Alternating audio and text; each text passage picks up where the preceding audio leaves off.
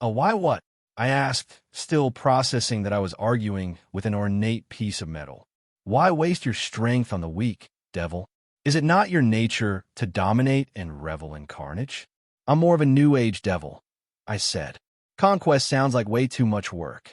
More work than waking a young woman who slept for a century, whom the greatest minds of my former wielder's faction could not rouse. That was different. I've been on that problem for a while, and I've got advantages they didn't. Phoenix regeneration laughs at most diseases. I clear my throat. Sorry, names. I'm Riser. And you are. You may ask, devil, but I will not answer. I cannot stop you from wielding me, yet know that I despise your kind. Not exactly a choice for me either, I said. Birth lottery and all that. If you hate devils, why do you let the last one use you? I did not let that woman do anything. I am a sword.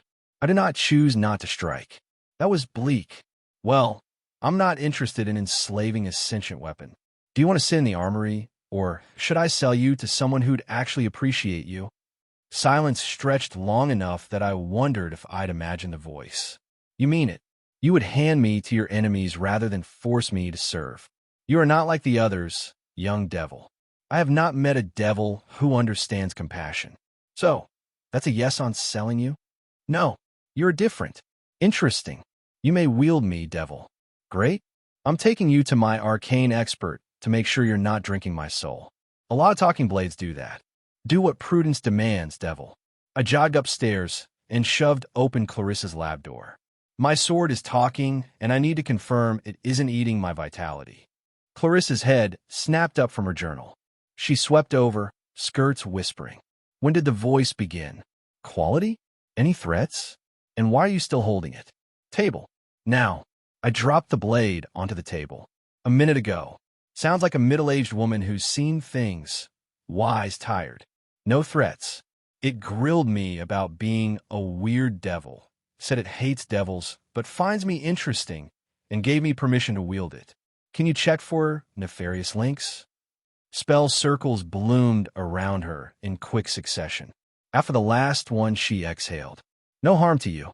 If you intend to use it, meet me regularly so I can watch for long-term effects. Good news. I grinned. Any idea what else it does besides commentary? You need not ask the witch. I can tell you more than her spells. Clarissa, it's still talking. I'm not touching it. So long as you are within 10 feet. I may converse with you, devil. Cool. We're leaving the room to test that. Okay. I will be surprised if you did not. I led Clarissa 30 feet down the hall. It says 10 feet. She produced a notebook from her cloak. Extended telepathy is not unusual for sentient arms and should not harm you, my king. Do you intend to use it? If you're sure prolonged exposure is safe and its enchantments are useful, yes. If it's just chatty steel, I'm sticking to flame blades. Understood. Regardless, I insist on examinations every 3 days. Deal. So what can it do? The blade's durability is extreme.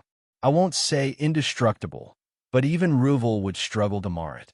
Its essence is odd. There's much demonic power, yet skewed. I cannot describe it better.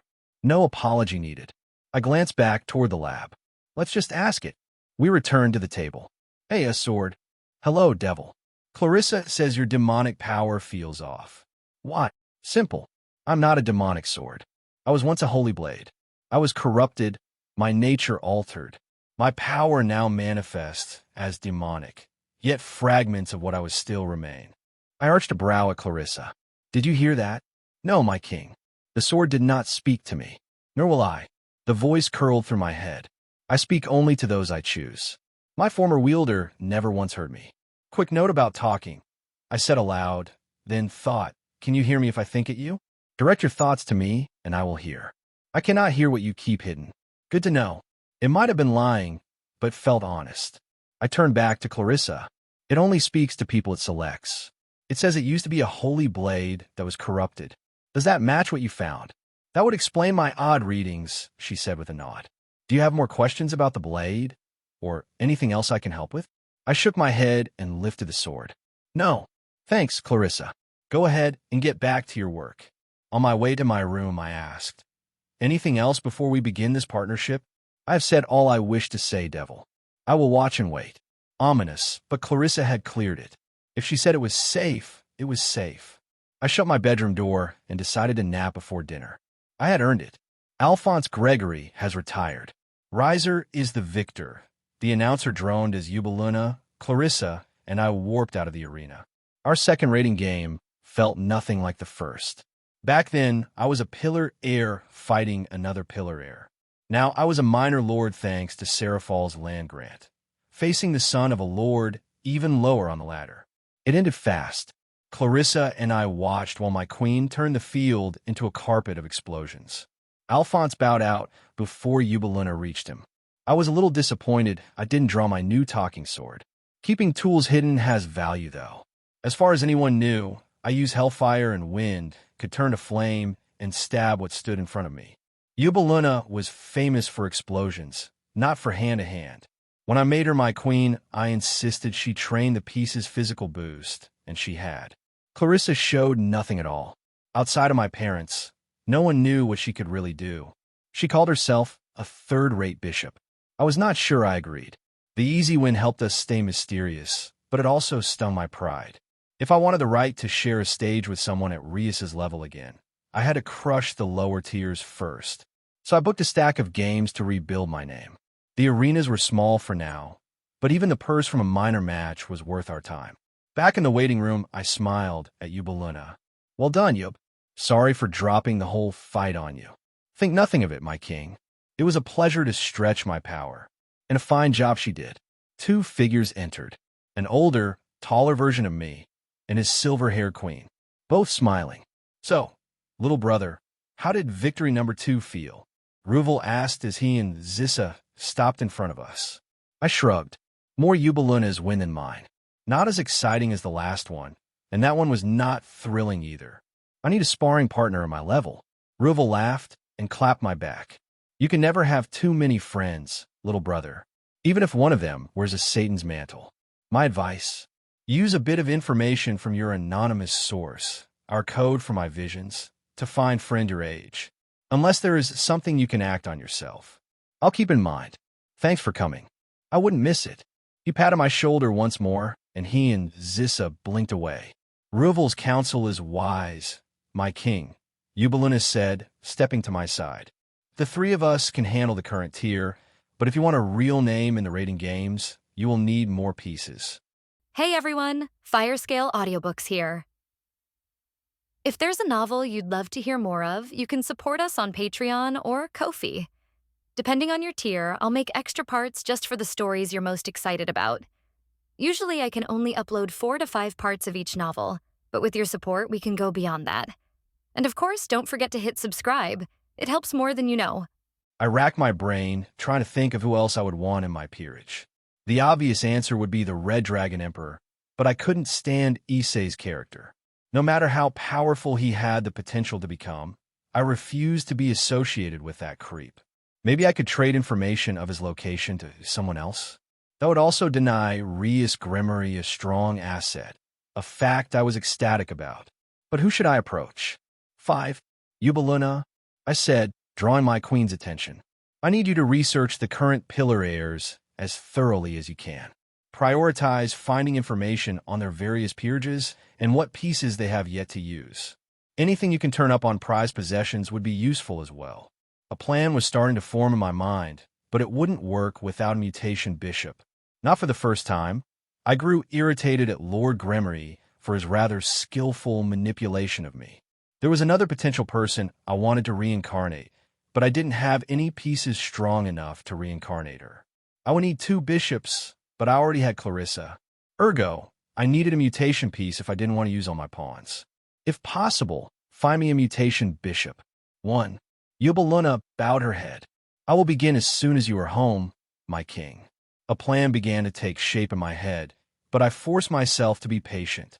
I couldn't even attempt to implement it unless Ubeluna turned up something actionable. I just have to wait and see. X. Ubeluna worked fast. I was impressed with the efficiency with which she went about gathering information and was excited at what she had uncovered. There were 2 pillar heirs who possessed mutation bishops. The first, and most vocal about her recent acquisition of the piece, was Rias Gremory. Lord Gremory had traded his daughter, the bishop he'd traded from me, for Clarissa. Rias was practically yelling from the rooftops that she had taken one of my most valuable pieces to try to save face after Eubuluna humiliated her in combat. I was a little surprised with the sheer volume of media Rias appeared in to show off her piece. I would have thought after her humiliation she would have dedicated her time to being stronger. But unless she was training in between her hour-long interviews, she was more concerned with prancing in front of cameras than growing in strength. 1. Needless to say, I wasn't exactly fond of the idea of approaching Rias and attempting to make a deal with her, not to mention the fact that in the course of said deal, I would offer her the Red Dragon Emperor. Cannon could take a flying leap off a cliff for all I cared. If I could avoid strengthening Rias Gremory in any way, I would do so. 3. That was why I was so pleased with the alternative option Eubuluna was able to find. The Agar's heiress, Seekvera Agars, while not open with the fact, possessed not one, but 2 mutation pieces. The case of a devil receiving 2 mutation pieces had occurred only a half a dozen times out of all of the evil piece sets distributed, with Seekvera proving lucky enough to receive both a bishop and a rook, 2 very useful pieces. The piece that interested me the most was, of course, her bishop, but the fact she possessed the rook was also relevant, because she would be able to use it to reincarnate the Red Dragon Emperor without using all her pawns. Not that I particularly cared how she chose to reincarnate Issei, but the added option would hopefully make it easier for me to make a deal with her. Despite how well things would work for both of us, I wasn't sure Seekvera would even agree to a meeting with me. I may have been a noble again, but the Agar's house was more powerful than the Phoenix house, a house I was no longer even a part of by a large margin. The Agars were the second most influential family in the whole of the underworld, following only the Bales. My sending a letter to Seekvera requesting an audience was akin to a cockroach asking a physicist to lunch. After 3 days without a response, I considered leaning on some of my goodwill with Serafal to try to get a meeting set, but it wasn't needed. I was relieved by Seekvera's reply that arrived on the 4th day.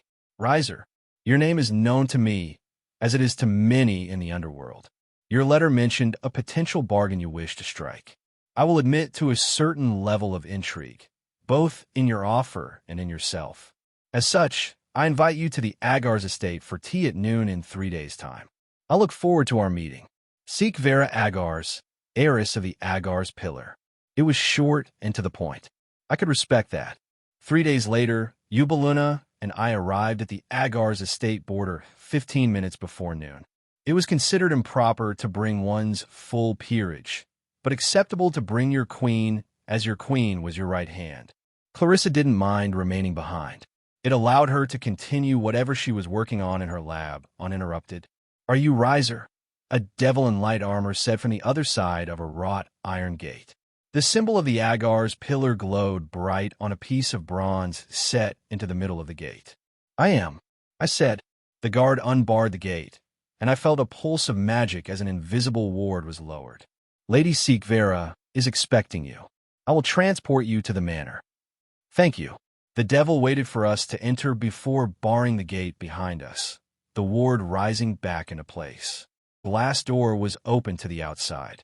A pair of ferns stood on either side of the door and paved the way to the view of the Agar's grounds. Inside the room waiting for us were 2 figures. The first was standing. He was taller than me at almost 7 feet. His black hair was combed back professionally, and he stood in a dignified manner. He wore a black butler's uniform and was holding his right arm horizontally across his body. A white cloth hung from it. Sitting directly in front of the butler was a young woman with green blonde hair. A pair of round spectacles framed calculating pink eyes that locked onto me the moment I entered the room. The woman was dressed in a simple blue and gray dress and was idly sipping from a teacup she held in her hand. Thank you, Balric.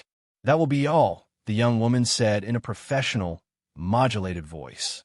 The guard who had accompanied Eubuluna and I here bowed deeply before backing out of the room. So, you are Riser, formerly of the Phoenix clan? The woman spoke again, this time her words directed at me. Understanding that as far as devil nobility was concerned, her standing may as well have been as far above me as the Satans. I bowed at the waist and said, "I am, my lady. The woman behind me is my queen, Eubeluna. I would like to thank you for granting me this audience. Please raise your head. I did not invite you here to see you grovel." 2.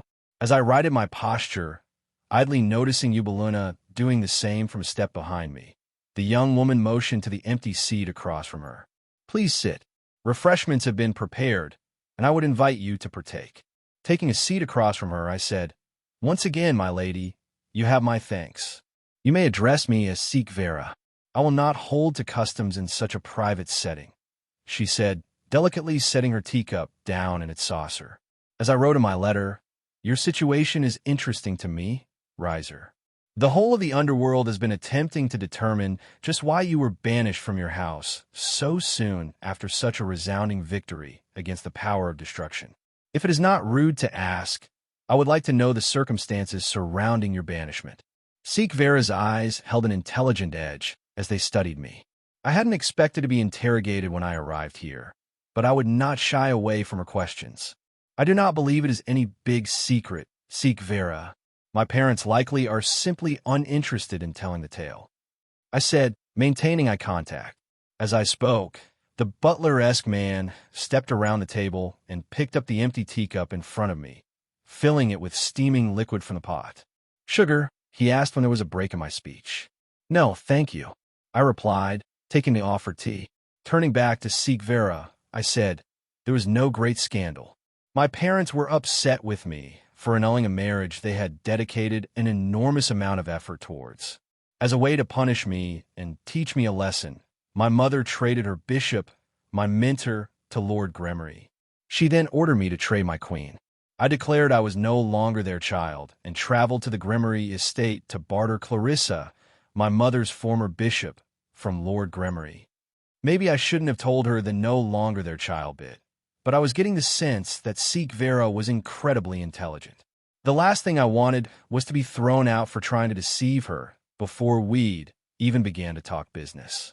Seek Vera smiled, the first deviation from the perfectly level line her lips had been since my entry to the tea room.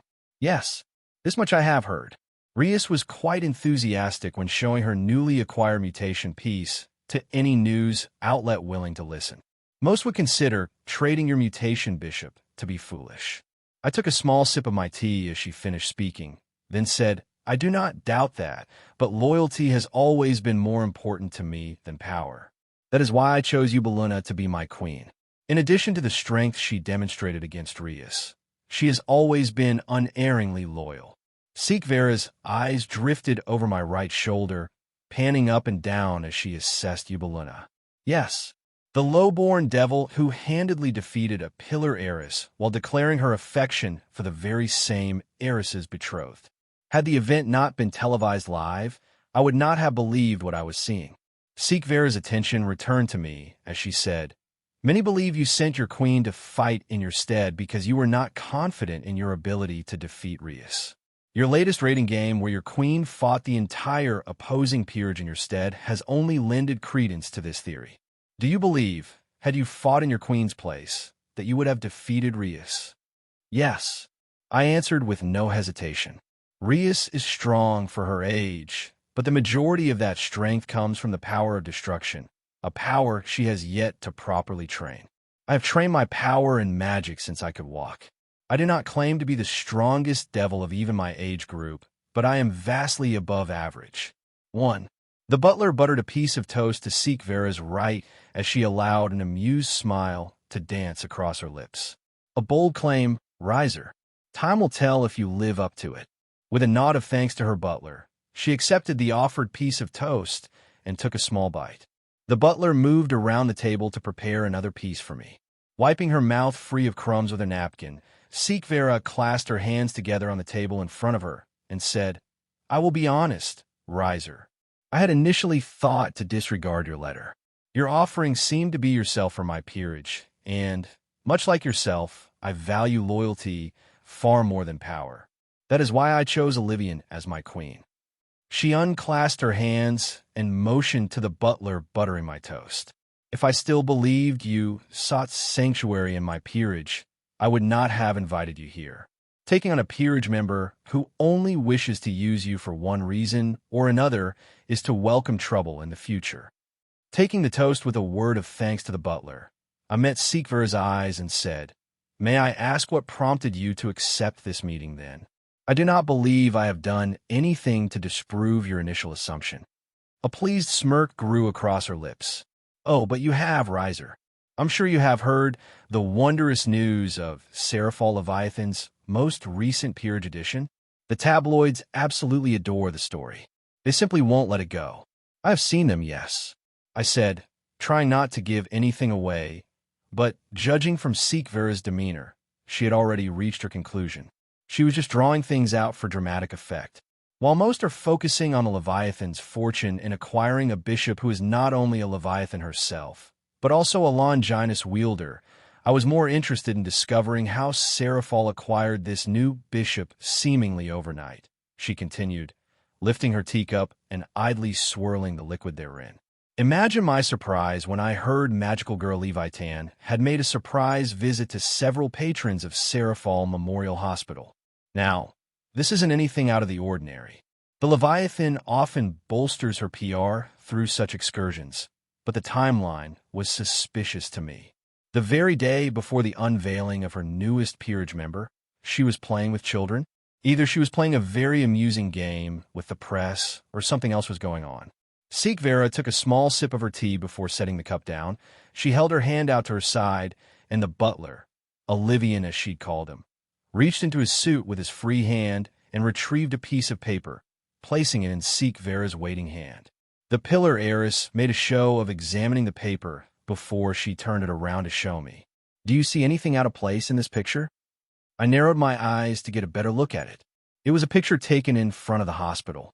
Seraphal was crouched down to better match the height of the dozen boys and girls in the picture with her.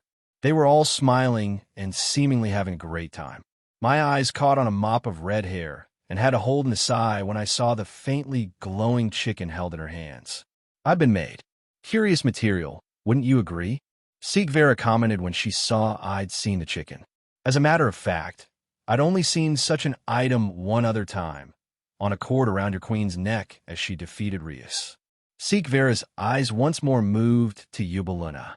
I followed her gaze to where the stone I'd made for her hung from the simple black cord she'd fashioned it to so long ago. Yubaluna was clearly trying not to noticeably react, but her face had gone somewhat pale and her breathing had picked up. Sighing, I turned back to Sikvera and said, "Bravo, you've placed me at the scene of the crime. Though I fail to see how my visiting sick children played into your decision to meet with me." An expectant grin was on Sikvera's face as she leaned forward. "You visited the Leviathan's office before she entered the hospital. Her records prove it. Combine that with her graciously ceding one of her estates to you, and the picture becomes clear. You somehow helped her locate Ingviled Leviathan." There was no tremor in her voice, no trace of doubt in her features.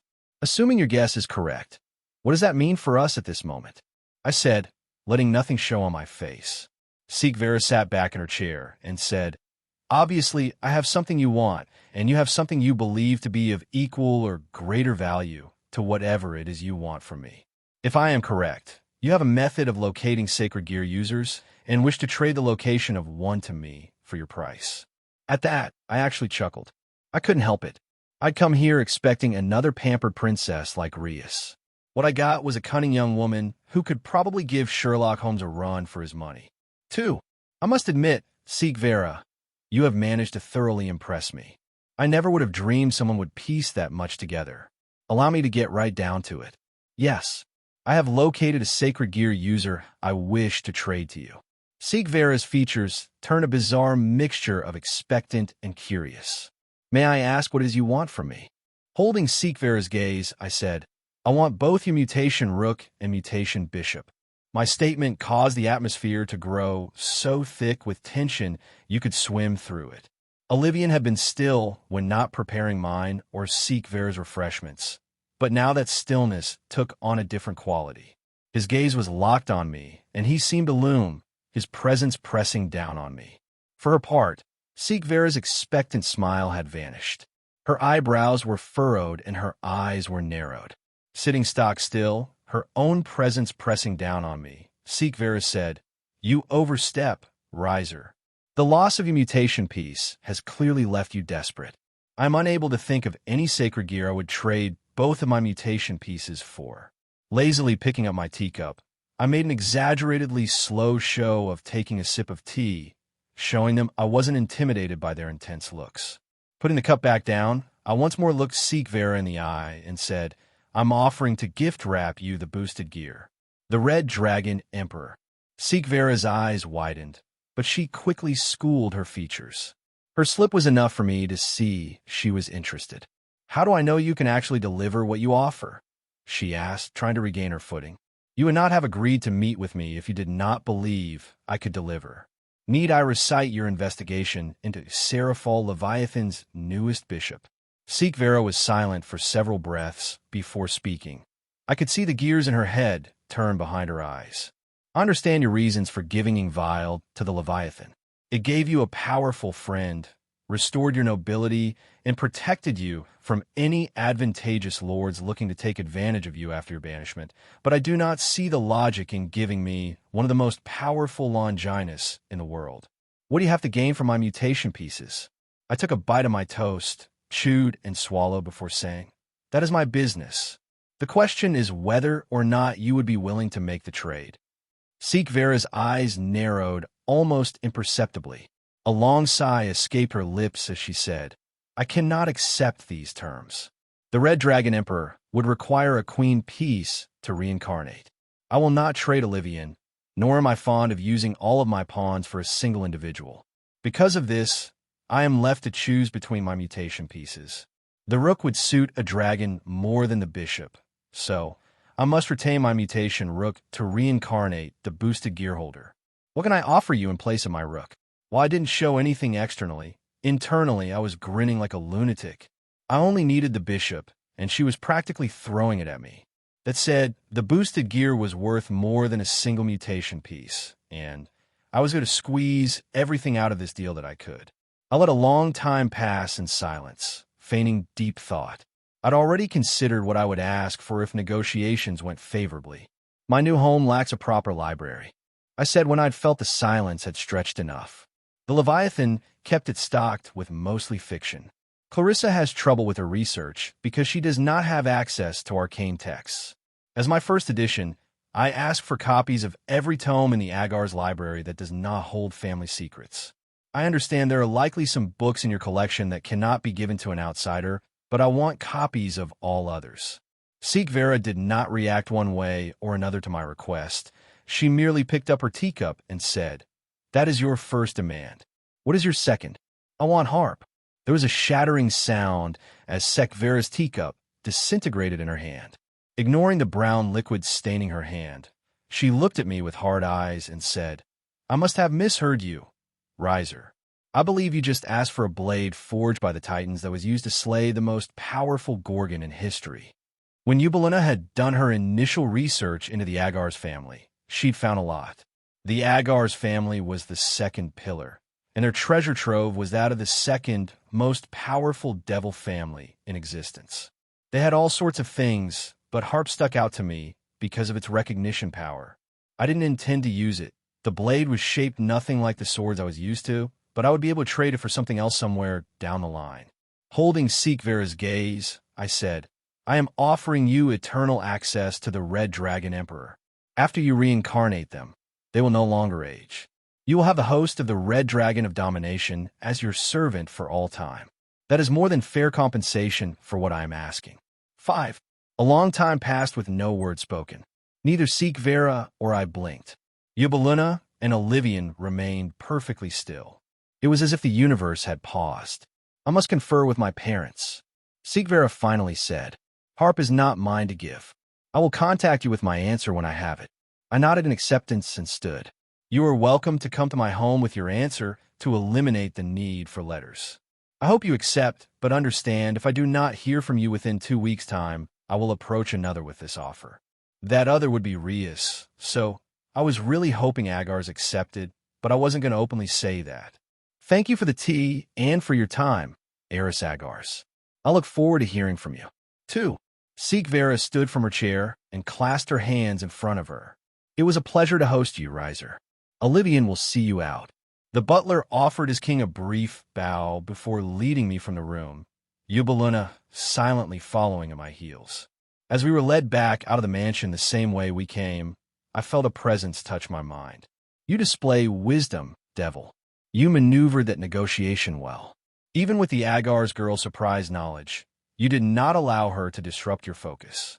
The deal is progressing just as you planned. Focusing a moment, I thought back. She still has yet to accept. I'll need to work on a contingency in case she doesn't accept. 1.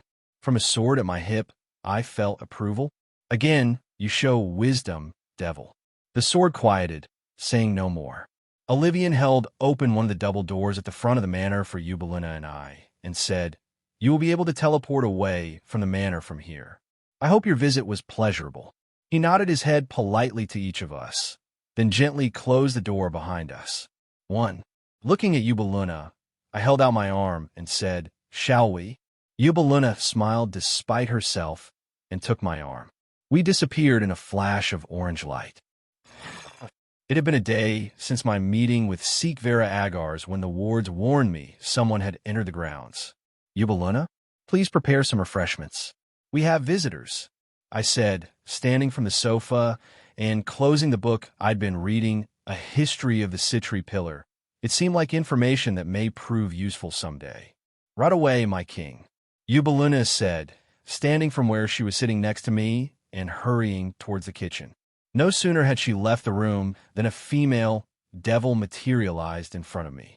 Flaming Chicken Chan, a woman garbed in a far too small magical girl costume, exclaimed as she threw her arms wide to hug me. Too shocked to react in time, all I could do was squawk in shock as Seraphal Leviathan knocked me backwards onto the sofa I just stood up from. It would seem my suspicion that she still had a way to circumvent the wards was proven. Lady Leviathan, I began uncomfortably, being crushed awkwardly beneath her breasts as she, perhaps purposefully, rubbed my face in her cleavage. Would you be so kind as to get off of me? But I can't glomp you if I let you up, was the Satan of Foreign Affairs' reply. I tried very hard to remember that this very same woman had flash frozen my surroundings less than a month ago, but I was a little distracted. Deciding discretion was the better part of valor. I morphed into my flame form. Seraphal fell through me, allowing me to reconstitute myself across the room, free of her glomping. Lady Leviathan, I said, pretending the past minute hadn't happened. It is a pleasure to see you. May I ask what I can do for you? Seraphal spun around on the couch and sat up with a smile on her face, crossing her legs and swaying back and forth as she said, A few things, really. Firstly, I really just wanted to see you, Flaming Chicken Chan. Her expression was filled with joy as she said that. I honestly wasn't able to tell if she was making fun of me or not. Our meetings are always pleasant for me, Lady Leviathan. I thank you for visiting, but may I ask what other business dash? No, Seraphal cut me off, hopping to her feet. She crossed her arms under her chest and leaned forwards, frowning at me. We aren't continuing this conversation until you call me Levi Tan. Once more, I was incapable of determining whether or not the Satan was serious. Lady Leviathan, dash. Ah, Seraphal interjected, holding a finger up scoldingly. She stalked towards me with furrowed eyebrows, stopping a few steps away. Levitan, she sounded out, putting emphasis on each syllable. Levitan. Seraphal's eyes lit up. Yay. She pounced forward once more, but she wasn't moving nearly as fast as she had when we were in her office. I was easily able to sidestep her and maintain a semblance of decorum in this extremely odd situation. As I was saying, Levitan, what else brings you here? Seraphal's chipper magical girl act faded almost immediately. She turned to me with a serious expression and said, Do you remember what we were discussing in my office? Noticing the shift in her demeanor, I responded professionally with, I do, Lady Leviathan. Seraphal's eyebrows furrowed once again, and she pointed at me disappointedly. Levitan. Fighting the urge to roll my eyes at one of the 4 leaders of the devil race, I said, I do remember, Levitan. A pleased smile flashed across Seraph's face before she turned serious again. What you said about? She trailed off as her eyes turned suspiciously towards the hallway. I have refreshments if it would please you, Lady Leviathan. Eubuluna said. Appearing from the hallway Seraphal had looked towards with a tray laden with biscuits and tea. It's all right, Lady Le. I trailed off at the death glare Seraphal shot at me. What was so important about me, using her weird stage name? It's all right, Levi Tan. My peerage knows about my visions. Seraphal relaxed and reached forward to pluck some biscuits off Eubuluna's tray. You should probably call your bishop too then, Flaming Chicken Sean. This time I had to fight the urge to sigh as I realized Seraphal's nickname, for me, wasn't going anywhere. A few minutes later, Eubuluna, Clarissa, and I sat on the sofa across from Seraphal, who was lazily reclining in an armchair. The tray of tea and biscuits Eubuluna had put together was between us on the coffee table. So what can we do for you, Levi Tan? I said, doing my best not to verbally trip over the weird name. I just couldn't wrap my head around it. Seraphal's expression grew serious as she met my eyes. You said Kokabeel killed my sister in a lot of the futures you saw. Eubuluna and Clarissa looked at me curiously, but I focused on Seraphal for now. Not most, but a sizable number. Are you here because you want more details? Seraphal shook her head. I'm here because I've been keeping a closer eye on Sona since you told me that, and learned there is a group of fallen angels operating in Kuo Town out of an old church. Did Kokabeel put them up to it? I did my best to control my outward reactions as Seraphal's words registered to me. If the fallen were already in Kuo Town, then we'd already reached the start of the canon timeline. That shouldn't have been possible, judging from what I remembered. Wasn't Rias's engagement to me supposed to have been in limbo for years before everything kicked off? Did the Phoenixes arrange the contract late because I was such a weird kid? I forced myself to focus on the matter at hand.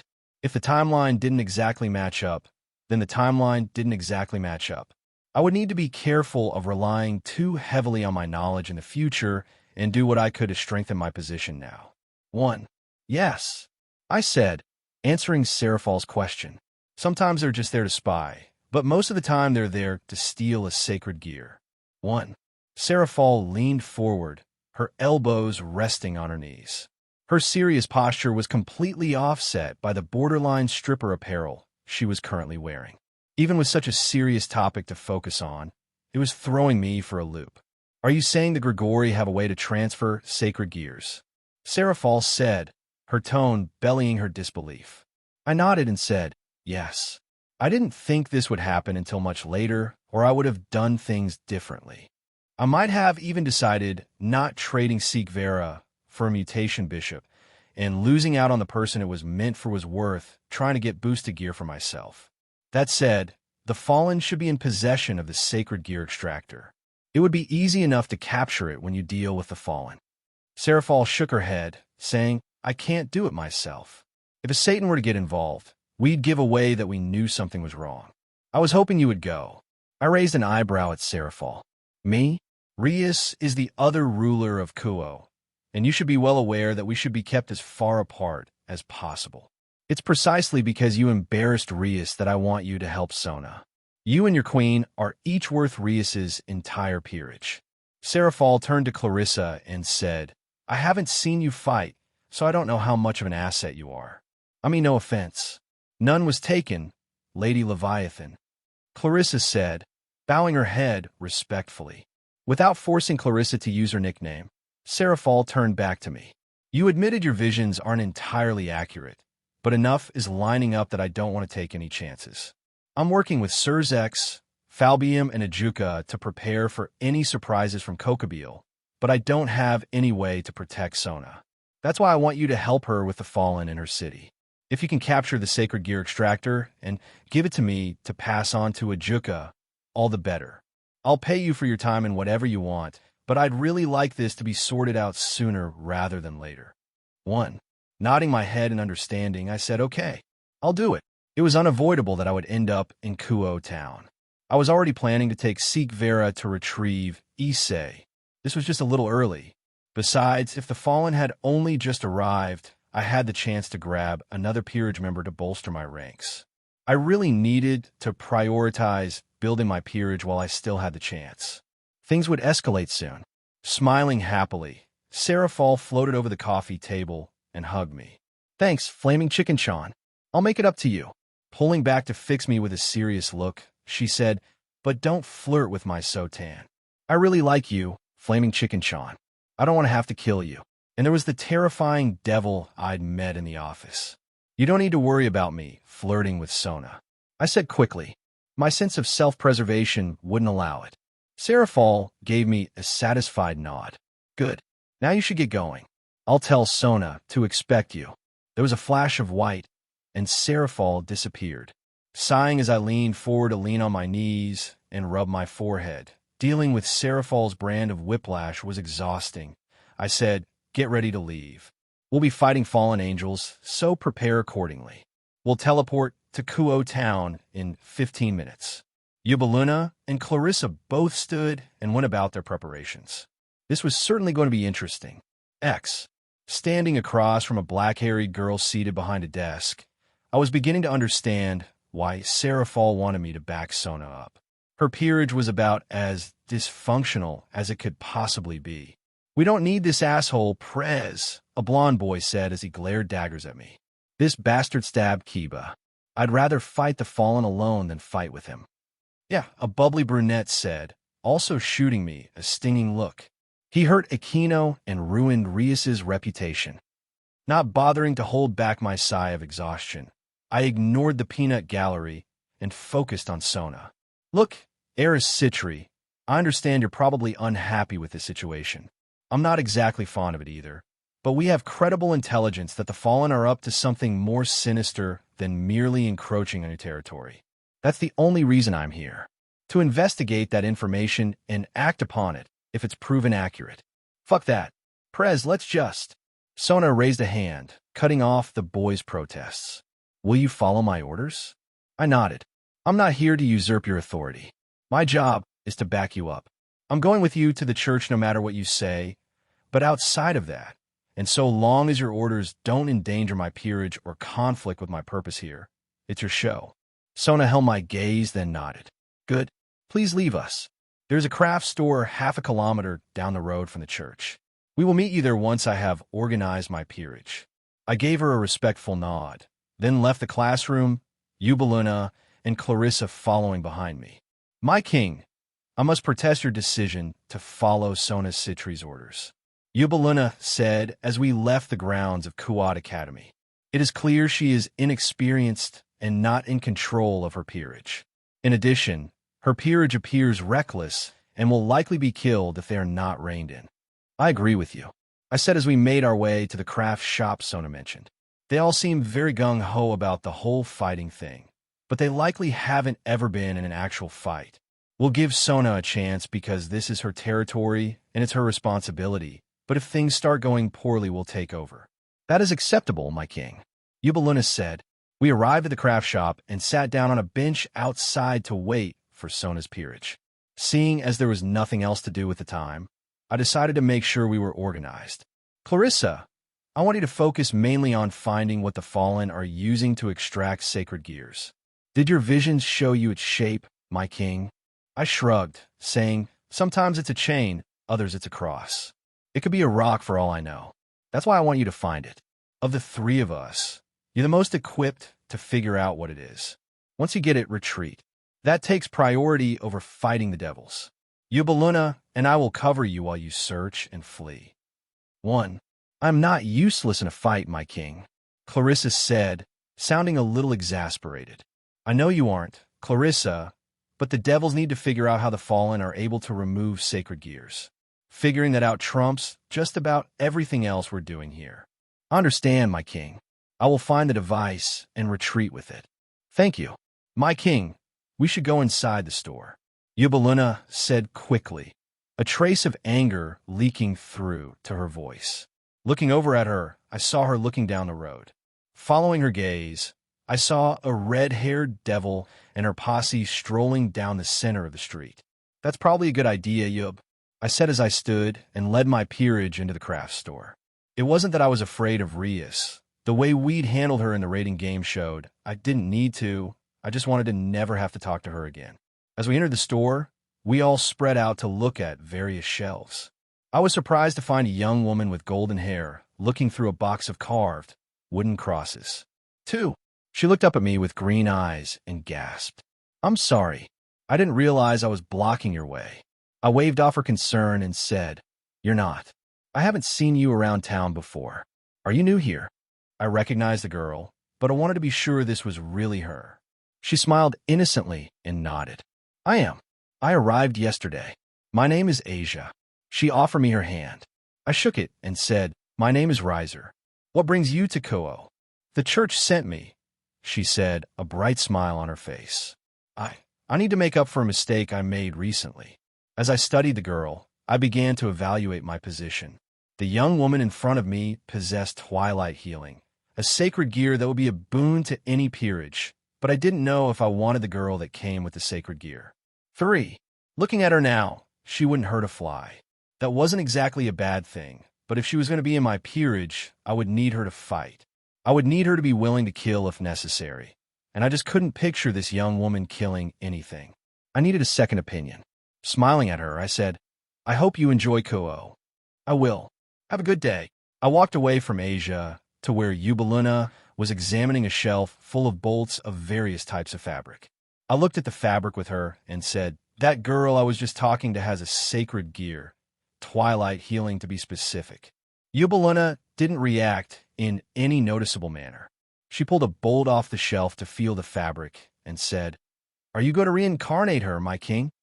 That's actually what I wanted to talk to you about. Having a healer would be great for us, but I don't think she has the temperament needed to be a fighter. The rest of us would have to go out of our way to protect her, which would just result in more of us getting hurt. Is this knowledge gleaned from your anonymous source or from your brief interaction with her? Both. According to my source, she was a pacifist who still took to the battlefield. She almost always had to be protected by another. It took her a long time to overcome that weakness. Yubaluna replaced the bolt on the shelf and turned to face me. May I speak freely, my king? I grinned at her and said, You're my queen, Yub. It's your job to speak freely. Her expression was serious as she said, If she is truly that much of a burden in combat, she would be a waste of your pieces, my king.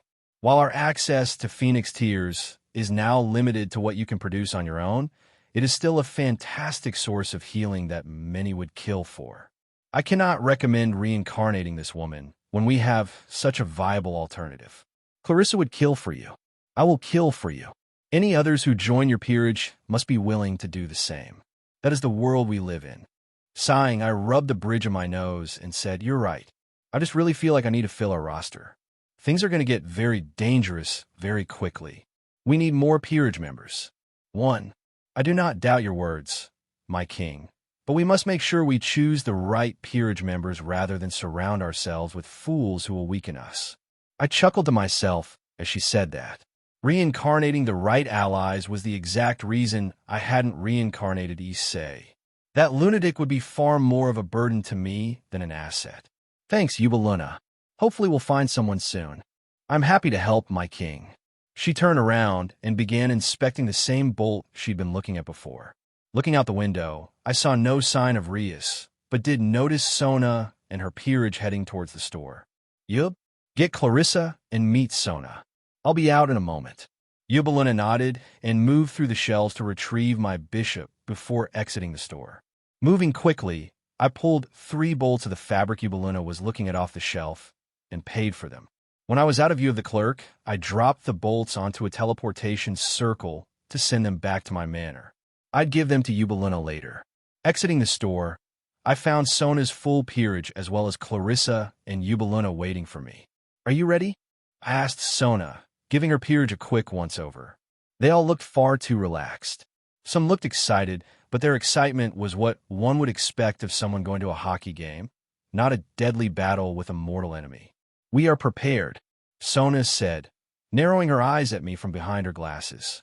My peerage will enter the church first. Your peerage will support us as we defend our territory. Diplomatically deciding not to voice my myriad concerns of her peerage's chances, I instead said, Clarissa needs to go in with your peerage. It's vital we find what we're looking for before they destroy it or transport it away. She's the only one who can locate it fast enough for it to matter. Sona nodded, accepting the logic. Very well.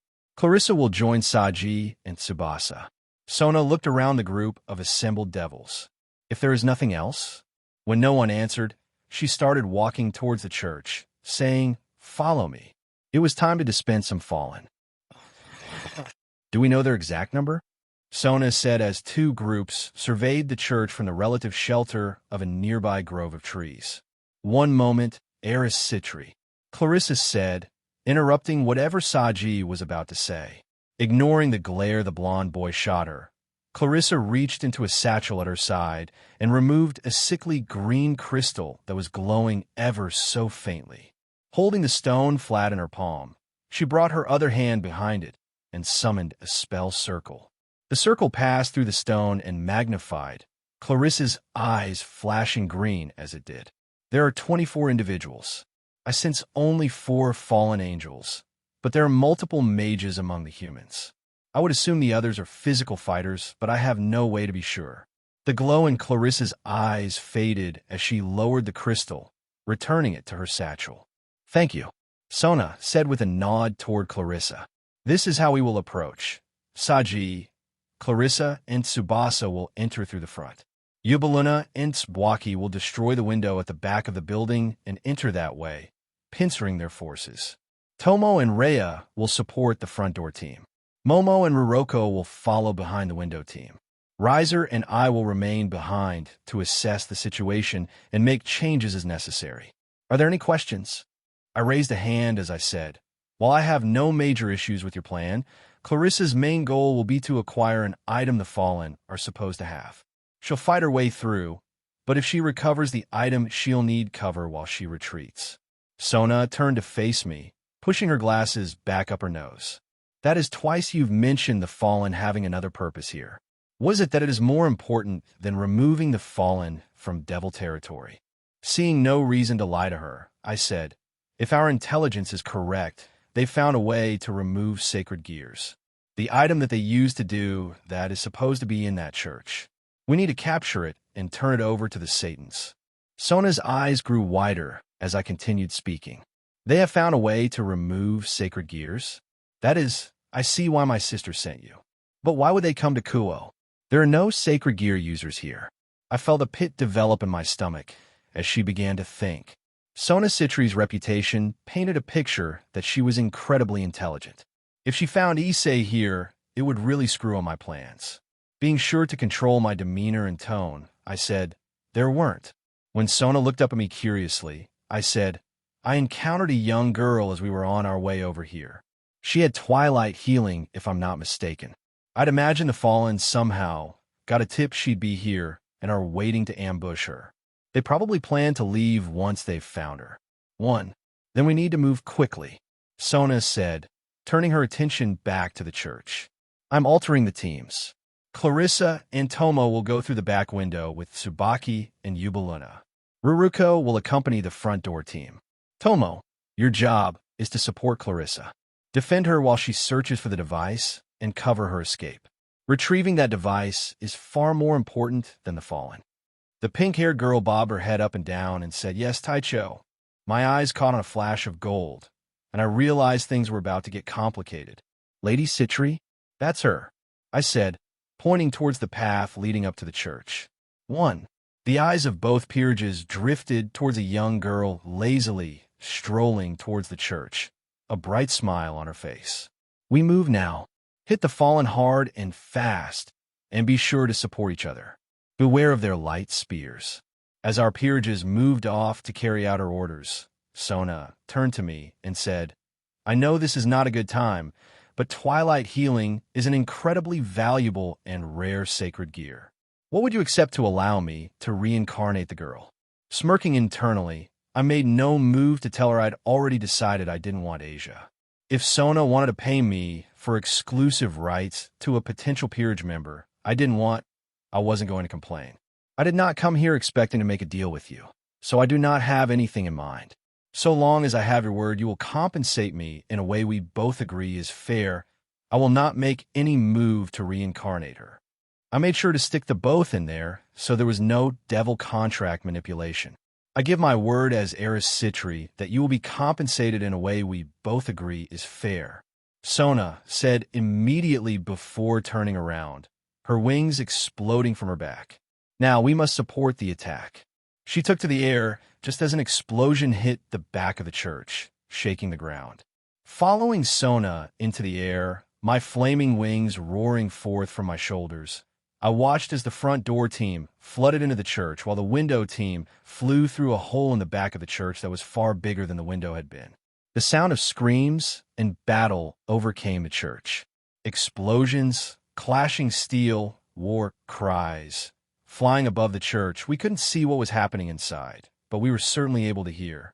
Less than a minute after our peerages had breached the exterior, the cloaked form of Clarissa, her wings extended out her back, flew through the hole in the rear of the church, moving as fast as she possibly could, a basketball-sized iron pentagram clenched in her arms. Right on Clarissa's heels, 3 more figures appeared. The first was Sona's knight, Tomo.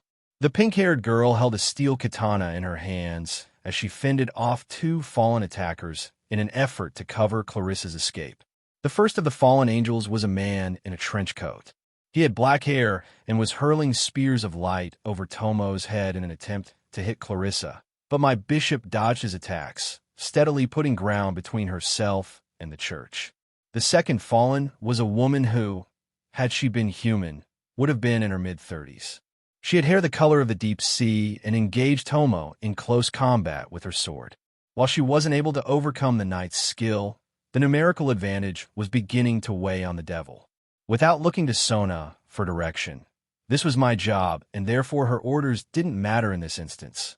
I rocketed towards the 2 angels as they closed in on Tomo, holding my hand out in front of me. A spell circle snapped into being and conjured a large, snaking wall of scalding flame between the angels and Tomo. The 2 fallen instinctively jumped back to avoid it, and both their eyes turned to lock onto me. Pulling out of my dive, I came to hover just in front of Tomo. Follow Clarissa and make sure there aren't any others that are moving to trap her. Protecting her is your top priority. I'll deal with these 2, but Lord Resurrect dash. I'll be fine. I cut off her protests. The sacred gear extractor was too important to risk Clarissa getting jumped without support, and I felt confident I could take these 2. Go! There was a rushing of air behind me as Tomo began flying after Clarissa. The witch had a large head start, but Tomo was faster than I'd expected from her. She was gaining on Clarissa when I turned back towards the fallen angels. A shriek of frustration accompanied a large gust of wind that scattered my flame wall. 2 irate fallen stepped into the newly freed space and stared me down. Devil scum, the man screamed, rearing his hand back and entering a javelin throwing position. A spear of pure white light appeared in his grip, coalescing into a glistening javelin the color of a clear summer sky. With a grunt of exertion, the fallen hurled his spear at me. Coating myself in flame, I dodged right, leaving my flame behind.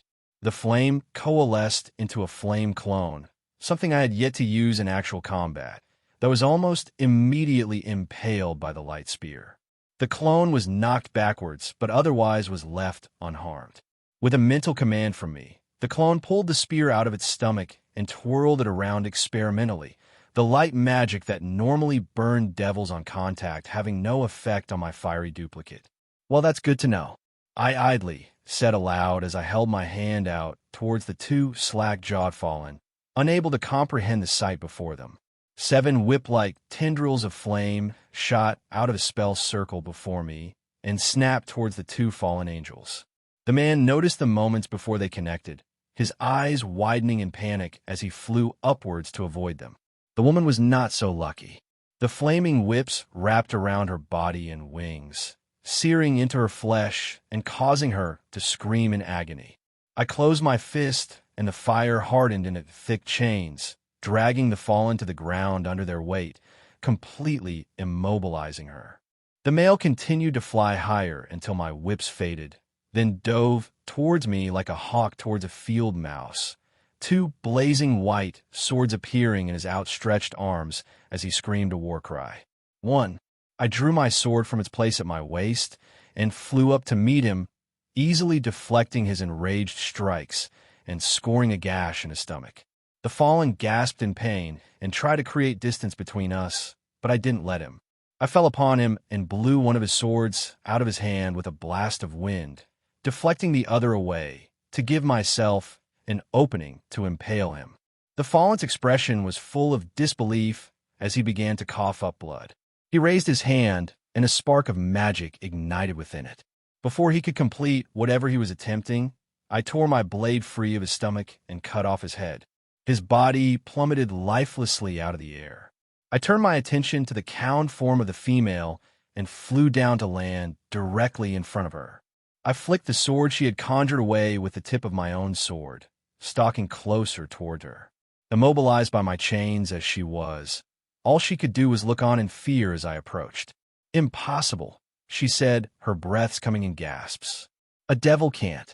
I pressed the tip of my blade up against her throat, and she immediately quieted, the faintest tremor of fear quivering through her. Activity picked up around us as several devils emerged from the thoroughly ruined church, Eubeluna among them. My queen, having noticed the display, stepped up beside me. "What is your intent with this one, my king?" she asked, staring down at the bound fallen in disgust. "That depends. Are any of the other fallen still alive?" "No. Both the fallen and the human exorcist with them are dead." "Then we're keeping her alive," I said. Seraphal would likely appreciate someone who could walk her through how to use the sacred gear extractor, as well as someone who knew about Kokobil's plans, even the likely small amount he told a fallen no-name like the one bound before me. "What do you intend to do with her?" I looked up and saw Sona descending towards me, her queen, Tsubaki, at her side. "I'm going to hand her over to your sister. She probably doesn't know much of anything useful, but I'd rather make the attempt than risk being wrong and killing her prematurely."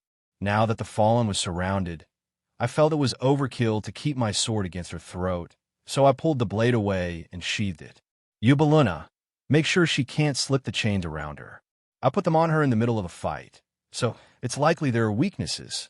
As Eubeluna said about carrying out my orders, I walked over to Sona and said, "Is there anything else of interest in the church?" "No, my lord." Tsubaki answered for her king. "There's a subterranean section, but it was empty." "My lord." Sona and I turned and found Clarissa and Tomo advancing towards us, the pentagram still in Clarissa's grasp.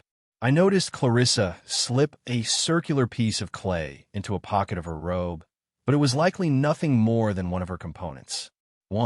Now that she was closer, I was able to get a better look at the sacred gear extractor. The circle was normal enough, but each bar that made up the star was melted at the ends, fused into the circle at the outskirts. "Well done, Clarissa."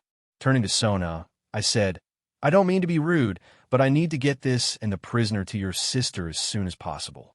We can't risk losing it." Sona nodded. "I understand. I will finish up here. It was a pleasure working with you, Eris Citri." There were a few things I would have done differently, but overall, she was a capable devil king. Between Sikvera and her, it was becoming clear that Rias was the exception, not the rule. Clarissa and I bowed our heads to Sona before returning to where Eubeluna was guarding the captured fallen. "I'm transporting us home. We'll use the holding cells in the basement to hold her." I motioned towards the bound fallen. "Until Seraphal can take her off her hands." Receiving nods from my peerage and a wide-eyed stare of what I assumed was fear from the fallen, I covered us all in a teleportation circle and the church vanished. Flaming Chicken Sean. I hadn't even been able to get my bearings in my manners hall before being tackled by a magical girl. "How'd it go? Is Sotan all right? Is everything?"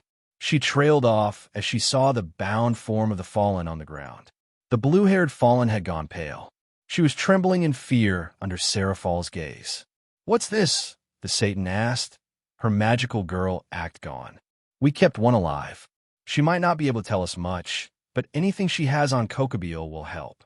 The fallen's eyes shot to me. Her mouth opened and she cried, "Please don't give me to her. I won't dash." "Ah," Seraphal said, leaning down to loom over the fallen. "None of that. I'm not going to do anything nasty. All you need to do is answer a few questions, and you'll be free to go. How does that sound? The fallen was trembling.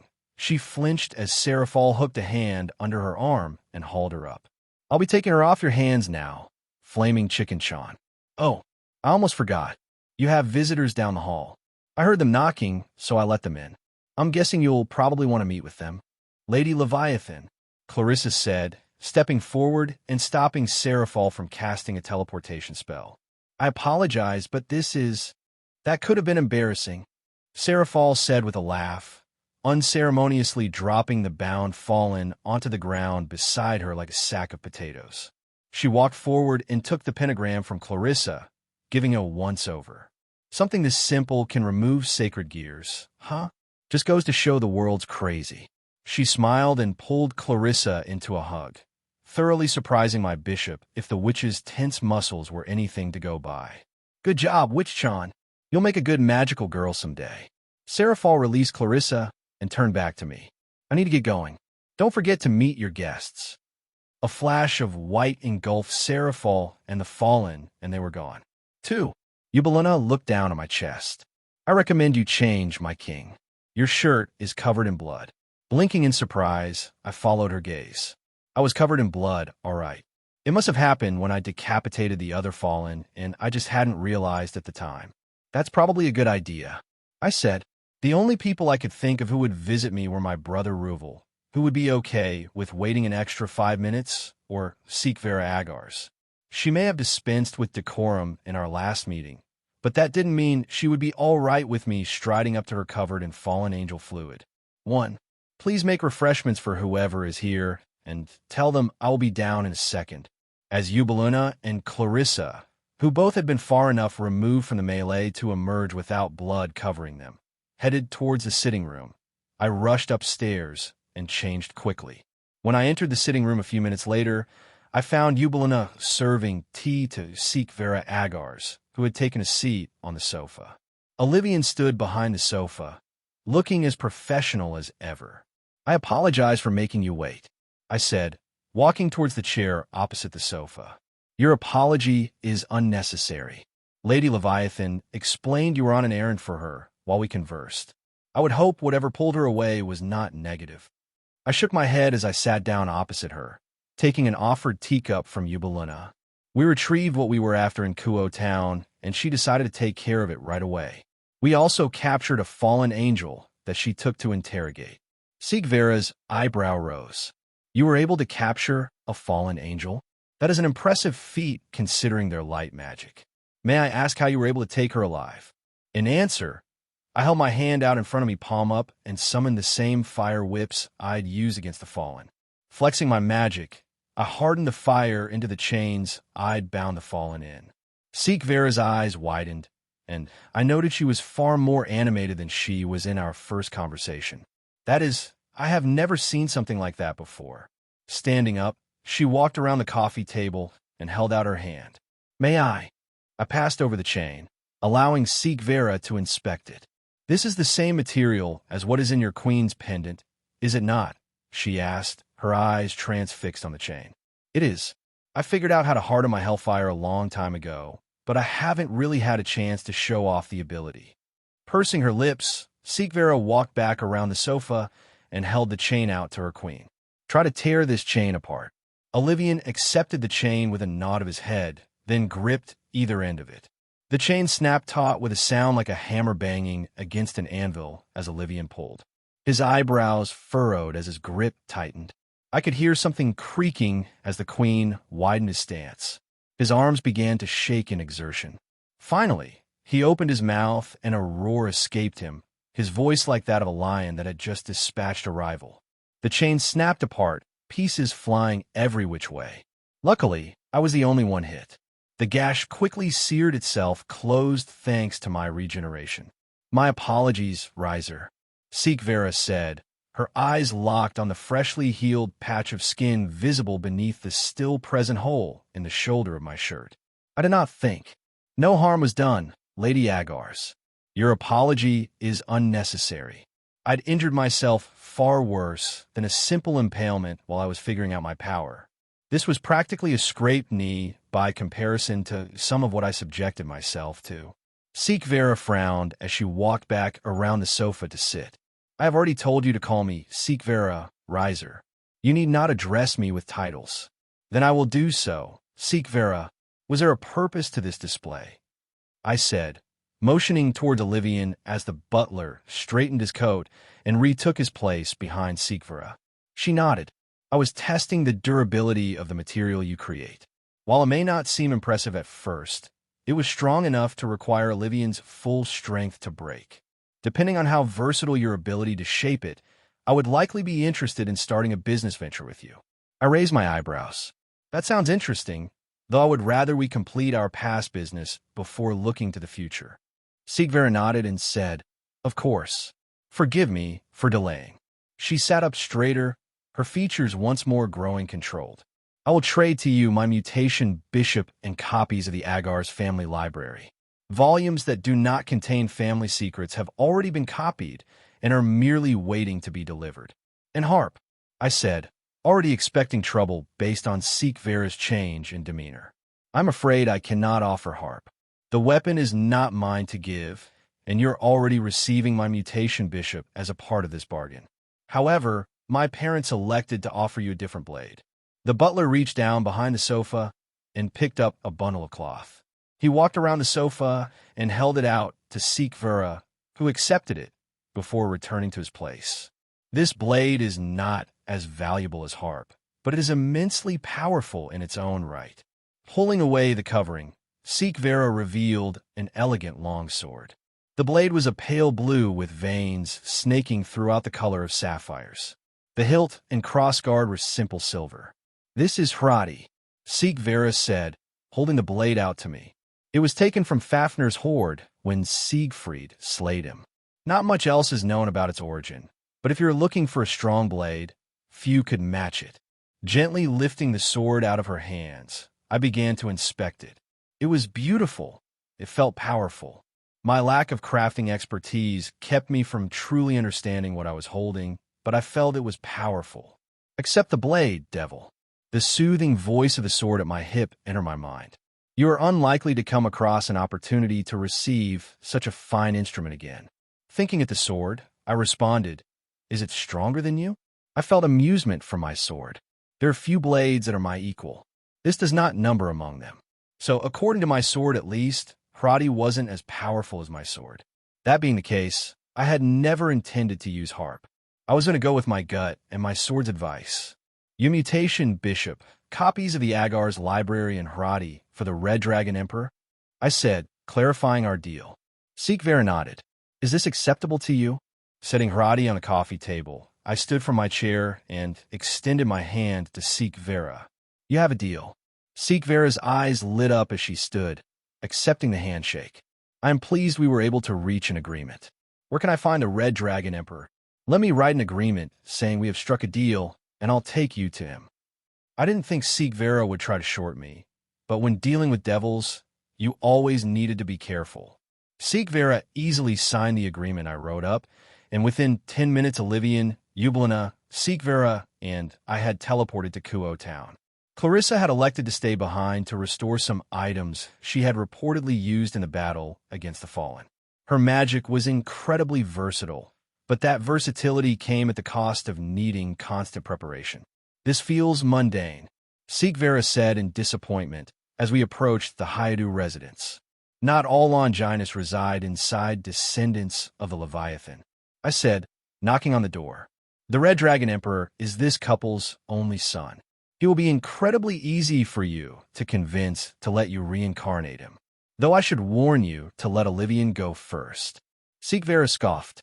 I would not ask my peerage to do anything I would not do myself. I stepped aside as she walked up to the door and knocked.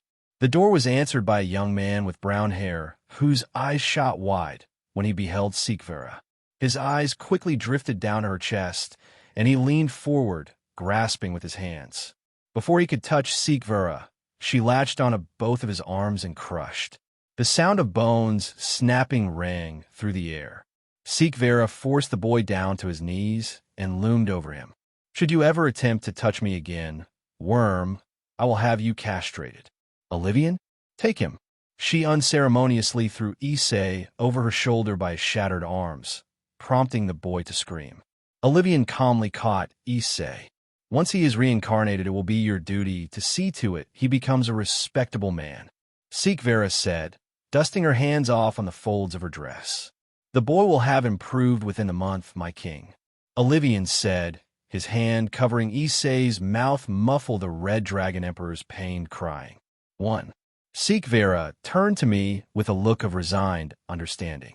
I see now why you did not procure him for your own peerage. Sighing, she said, nevertheless, it has been a pleasure conducting business with you, Riser. I look forward to our next meeting. Sikvera approached Olivian, and the two of them, and a crying Issei, teleported away. She kind of just kidnapped him, didn't she? I asked Ubeluna. Yes, my king, she did. I imagine she will use that, as well as the prospect of healing his broken bones, to convince him to accept her evil piece. At the mention of evil pieces, I grinned as I summoned my unused bishop. While it wasn't the same as the one I'd possessed before, the bishop before me was a mutation bishop. The agreement signed between Sikvera and I stated our bishops would trade once the Red Dragon Emperor was hers. I delivered the Red Dragon Emperor and been rewarded with a mutation bishop. 1. What now, Riser? Ubeluna asked, seeing the expectant grin on my face. Now we make some plans. I won't lose this piece like I did my last one. We need to use it as soon as possible. Of course, my king. What do you require of me? Nothing right now, Ubeluna. In fact, I have something for you. Ubeluna's head tilted curiously as I teleported us back to the manor. I motioned her after me. She followed along as I walked through the manor. We reached my lab, and I picked up 3 bundles of cloth. I saw you eyeballing these when we were in craft store. I'm not sure if you actually wanted them or not, but I figured why not? I held the bolts out to Ubeluna, but she didn't take them. She didn't so much as move. Yup, I asked, beginning to think I might have made a mistake. Ubeluna looked up past the bolts to meet my eyes. My king, may I act inappropriately? Raising an eyebrow, I said, I'm not sure what you mean by that, but you are always free to act however you. I couldn't continue. My lips had been captured by Ubeluna's own. Her arms snaked around me to pull me closer. I was shocked, but not so shocked as to be unable to return her affection. I pulled her close and titled my head into the kiss. When she pulled back, Ubeluna's smile was as bright as if she'd just walked across the surface of the sun. Thank you, Riser. You didn't need thank you, she finished, pulling me into another hug. 1. I held her close, leaning towards her ear to whisper, you know, if that's what happens when you act inappropriately, you should do it more often. Ubeluna pulled back, a playful smirk on her face. I will keep that under advisement, my king. She bundled up the cloth and held it close to her chest.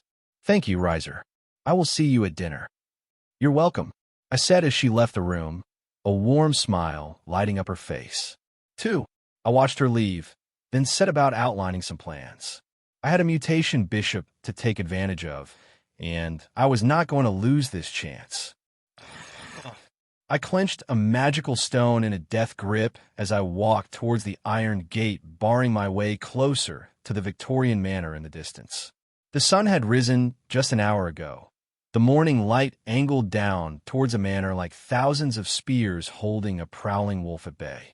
This was the best time to attempt what I was trying, but that didn't make it easy.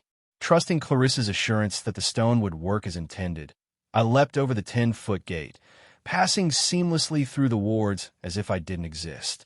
Landing on the other side of the fence, I let out a relieved breath, letting the now ordinary stone slip from my hand. Clarissa did good work. I'd gotten in. That was the easiest part. Slinking my way over to the gate, I crouched in the shelter of a hedge and assessed the current guard. 2 bored-looking human males stood on either side of the gate. Each of the 4 men held a rifle. I needed to take care of them quickly. Our window was closing. 1. I placed my hands on the ground, cutting into it with my wind and sending hellfire into a hole created in the soil. My fire split into 8 strands once it was beneath the surface, each tunneling underground towards an unsuspecting guard. I waited until 2 of my strands were positioned directly below each guard before acting. 8 tendrils of flame rocketed out of the ground. 4 tendrils ripped rifles away from shocked hands while the rest shot towards the guards' heads. These were basic humans. They didn't possess the toughness the majority of the supernatural did. The moment my tendrils made contact, they scorched holes through each of the guards' heads. My tendrils wrapped around the bodies, catching them before they could make too much noise, then gently tugged them into the nearby brush. The bodies wouldn't stay hidden for long, especially here, but pulling them out of sight would buy us enough time. 3. Emerging from my hiding space, I dashed towards the gate, unbarring it and sliding it wide enough for a person to slip through. 2 cloaked figures quickly slid through the gate, then helped me close and bar behind them.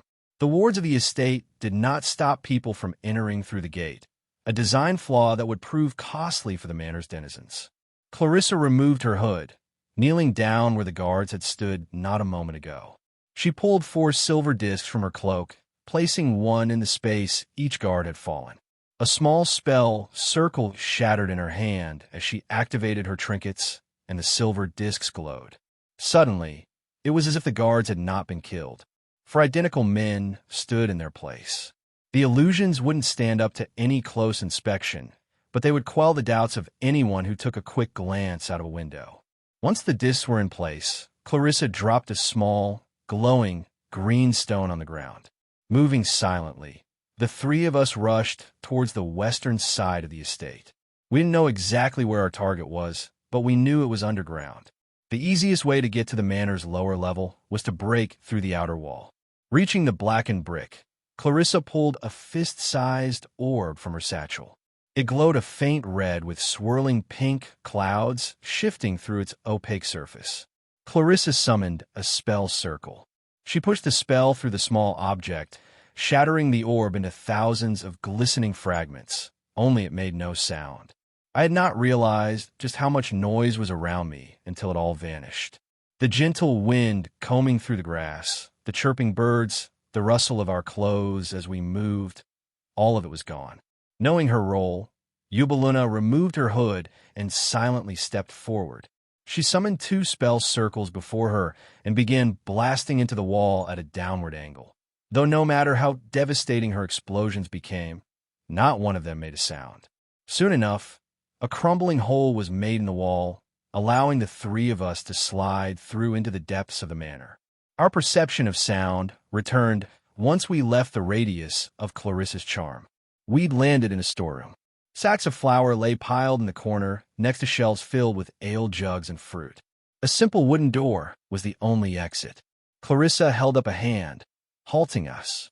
She slunk towards the door, retrieving a green crystal from her robes as she did. She amplified a spell circle through the stone, and her eyes flashed the same color as the crystal. She held up 4 fingers. She pointed 3 fingers to her right and 1 her left. Turning to Yubaluna, I pointed to her, then motioned to Clarissa's left. She nodded, and we both crept up to the door. Meeting eyes with Clarissa, I nodded as she questioningly hefted a second orb like the one she'd used to muffle our entrance. 1. Clarissa cast her spell again, and all sound disappeared once more. Tearing the door open, I stepped out first. We were in a hallway with cobbled floors. Torch sconces of dark metal sat on the walls, illuminating hallways that lacked electricity. The corridor only led 2 ways, to our right and to our left. For men patrolled the hall. Unlike the guards at the gate, these were obviously inhuman. Their skin was far too pale, and their eyes were blood red. They carried spears and polearms where the humans carried rifles. 1 was to the immediate left of the door. 3 were almost 20 feet down the right hallway. Only the guard near the door had noticed us. The rest of them had their backs turned, trusting Yubaluna to deal with the nearest guard as he began silently screaming for help. I conjured 3 fiery swords in the air before me. I sent them flying forward with a gust of wind, 6 flaming tendrils following in their wake. I stepped outside the silencing field to hear how much noise we caused as I sent my tendrils out. Each of the swords found their marks, striking home with the sound of a butcher cleaving through a boar. My tendrils quickly lashed around the guards' bodies and mouths, keeping them from screaming. Clapping my hands together, I crushed the bodies in my fire whips. The fire passed through them like a knife through butter. They were dead before they even knew they were being attacked. I used my tendrils to retrieve their bodies and weapons while I turned around. While my killing of the 3 guards had been relatively clean, Eubeluna obviously had some issues. The stone floor lay in ruins around her. The door to the storeroom was nothing but splinters now. She had to get violent to keep the guard from getting out of Clarissa's sphere of silence. No sound was made, but anyone who walked through here would know something was very wrong. There was nothing we could do about it now. I abandoned my efforts to hide the guards' bodies and weapons and turned to Clarissa. The witch pulled a wooden arrow from a pocket in her cloak and held it in her palm. A spell circle lit under the arrow, causing it to float in the air. The arrow spun lazily around, coming to rest 60 degrees into the wall of the right corridor. I nodded to my queen and bishop, and the 3 of us took off running down the right hall. Stealth was meaningless now. The moment someone happened upon the destruction in the hallway, the entire manor would be bearing down on us. Clarissa followed behind me, the arrow still floating above the spell circle in her hand. The arrow's point slowly moved more to the left as we progressed down the hallway. We came to an intersection, but the arrow was still too angled to take the left turn. Unfortunately, the intersection was occupied. There were 3 more figures. 2 were obviously more guards, but the 3rd was shorter. The young boy was swinging a wooden sword around to the amusement of his companions when we entered the intersection. The guards reacted immediately, charging towards us screaming, "Intruders!" Yup! My queen stepped forward and the hallway exploded. The 2 guards were blasted into the walls, their spears falling uselessly to the ground. Drawing my sword, I rushed to the nearest one, rearing back to strike. My hand stilled when I saw the wide-eyed, fearful gaze of the young boy. He was shaking in terror, looking disbelievingly between my sword and the man who'd been laughing with him just moments earlier. My bleeding heart was going to get us killed. Rather than skewering the guard, I slammed the hilt of my sword into his head hard enough to send his entire body sliding 5 feet. Moving quickly, I did the same to the other guard, stopping Eubeluna from slagging him. I didn't want the kid to watch me gut these 2, so I used Batman maiming logic. Our cover was blown anyway. 2.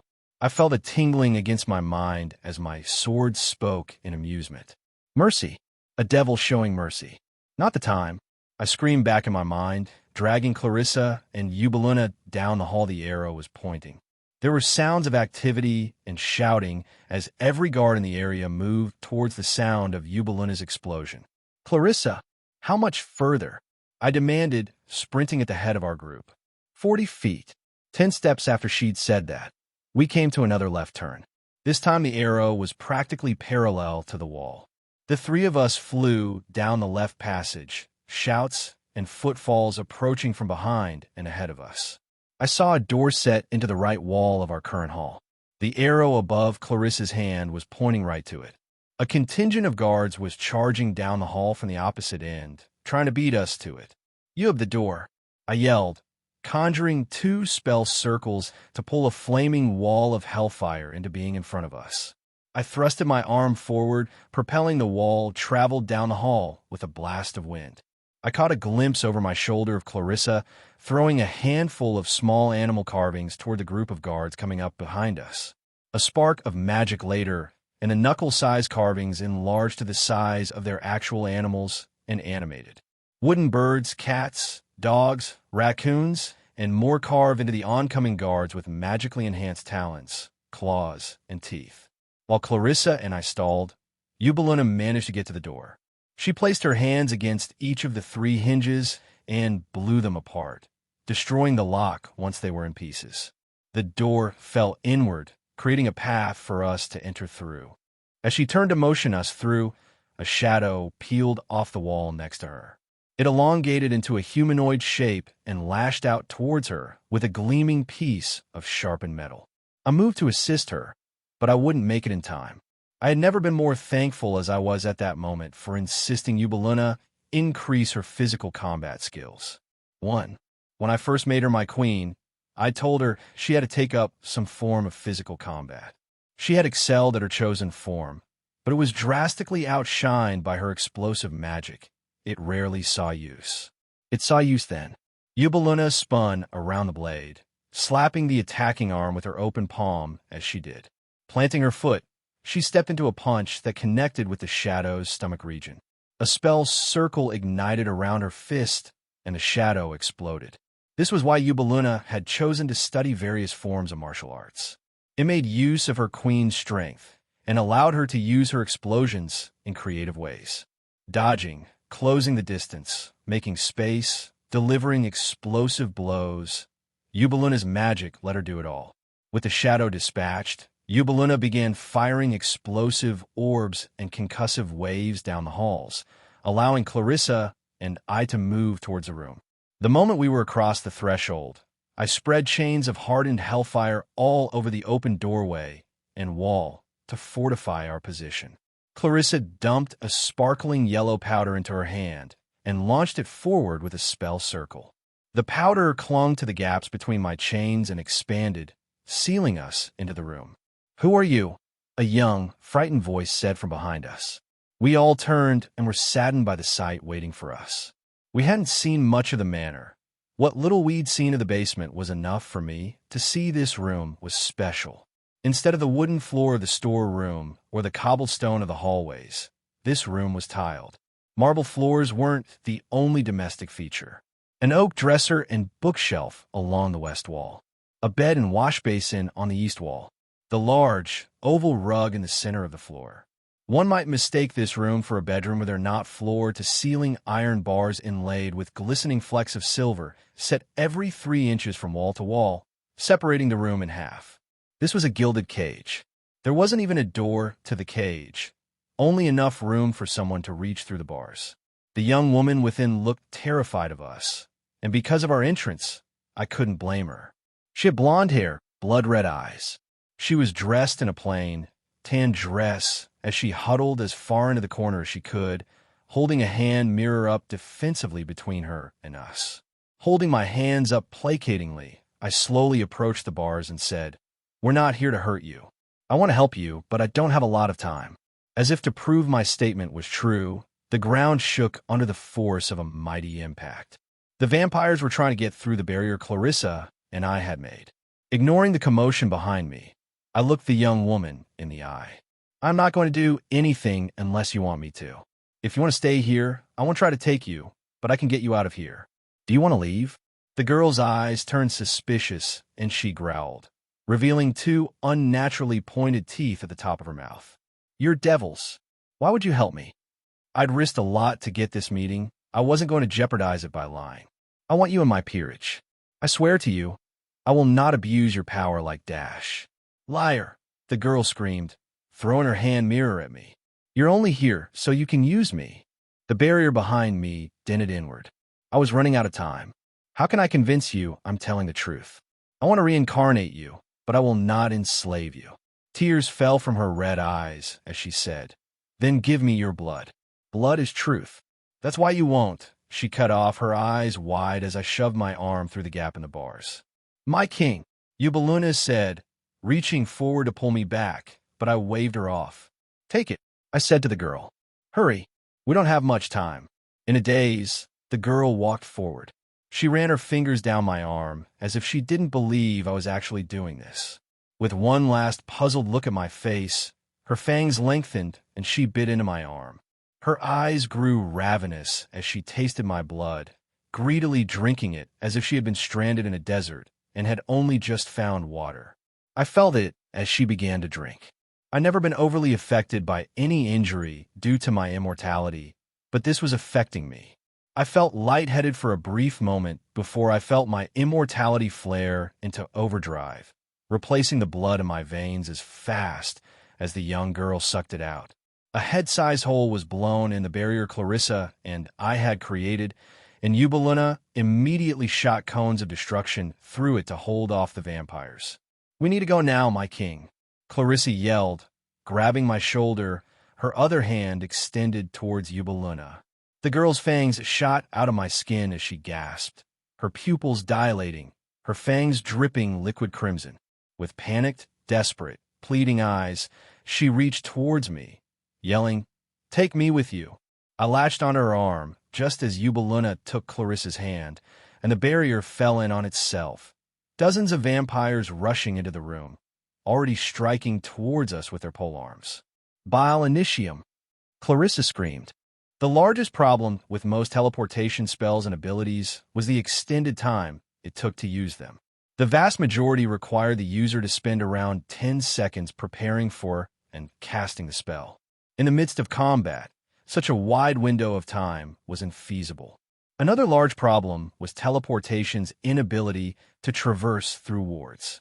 A proper ward array blocked anyone who was not keyed to the wards from teleporting in or out of them. That was why Clarissa's method was so valuable.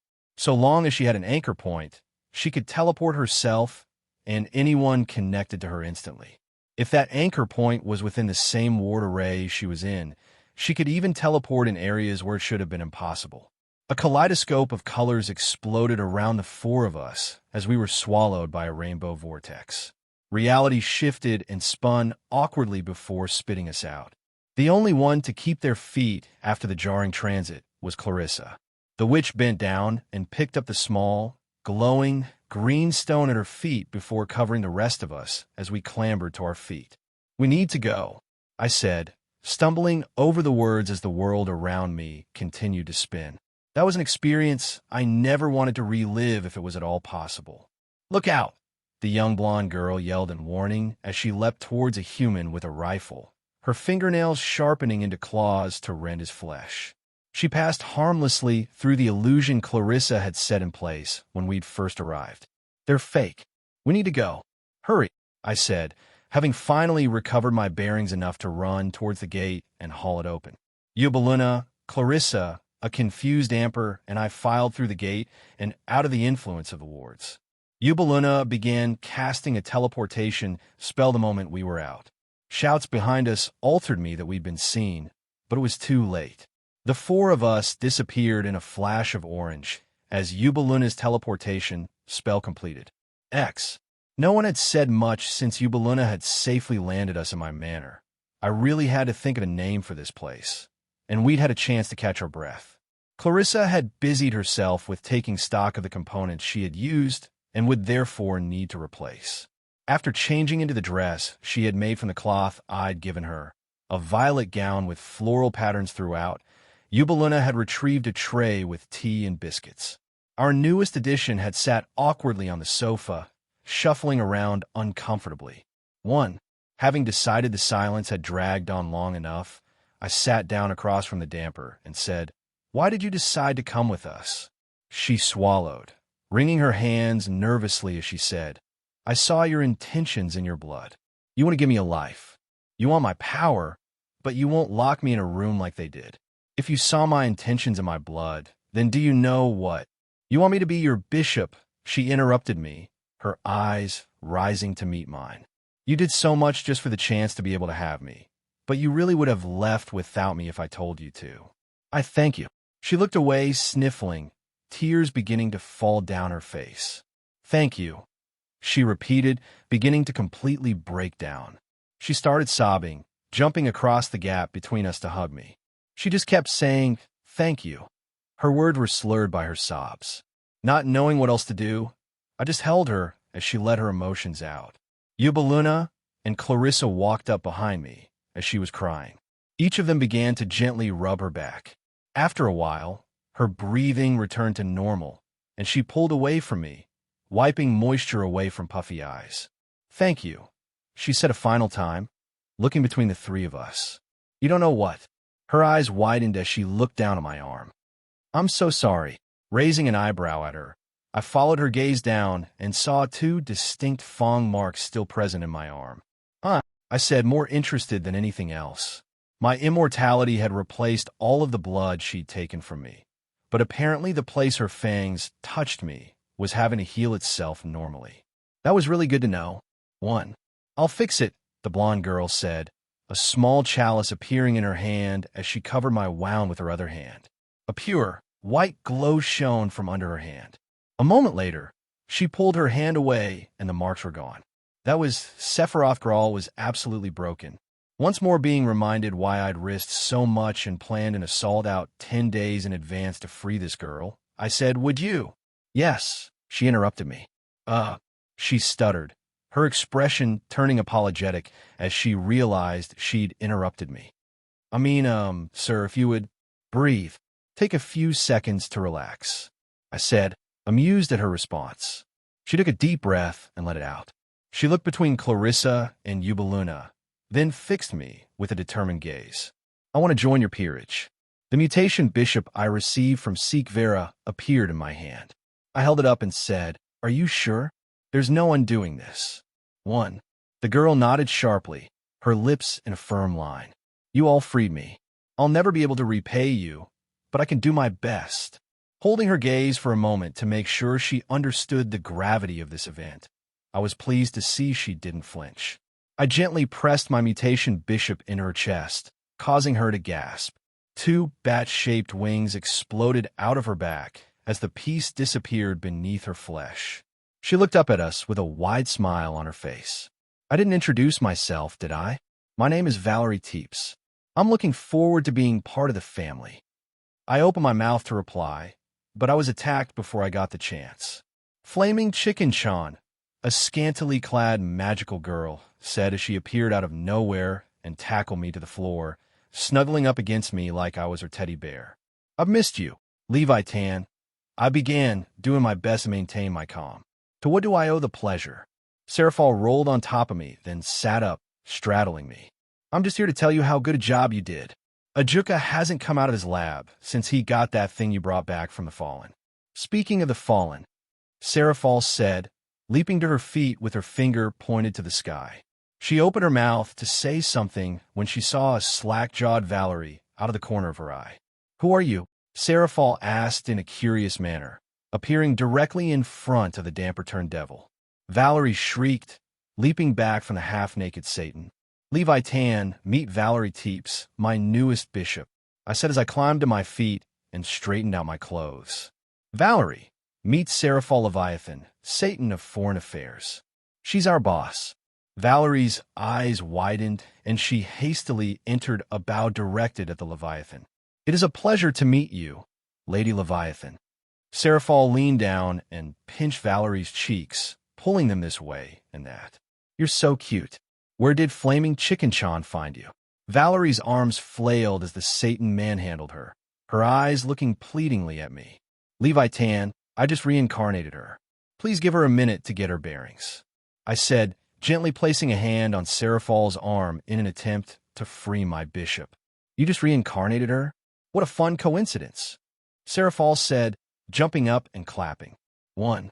What sort of coincidence? Oh, nothing specific. On an entirely unrelated note, you need to come with me. I'm stealing jerking bee. Serafal finished rapidly over her shoulder to my peerage, dragging me along behind her as she sped through my home, yanking me to a jarring stop in the house's attached dungeon.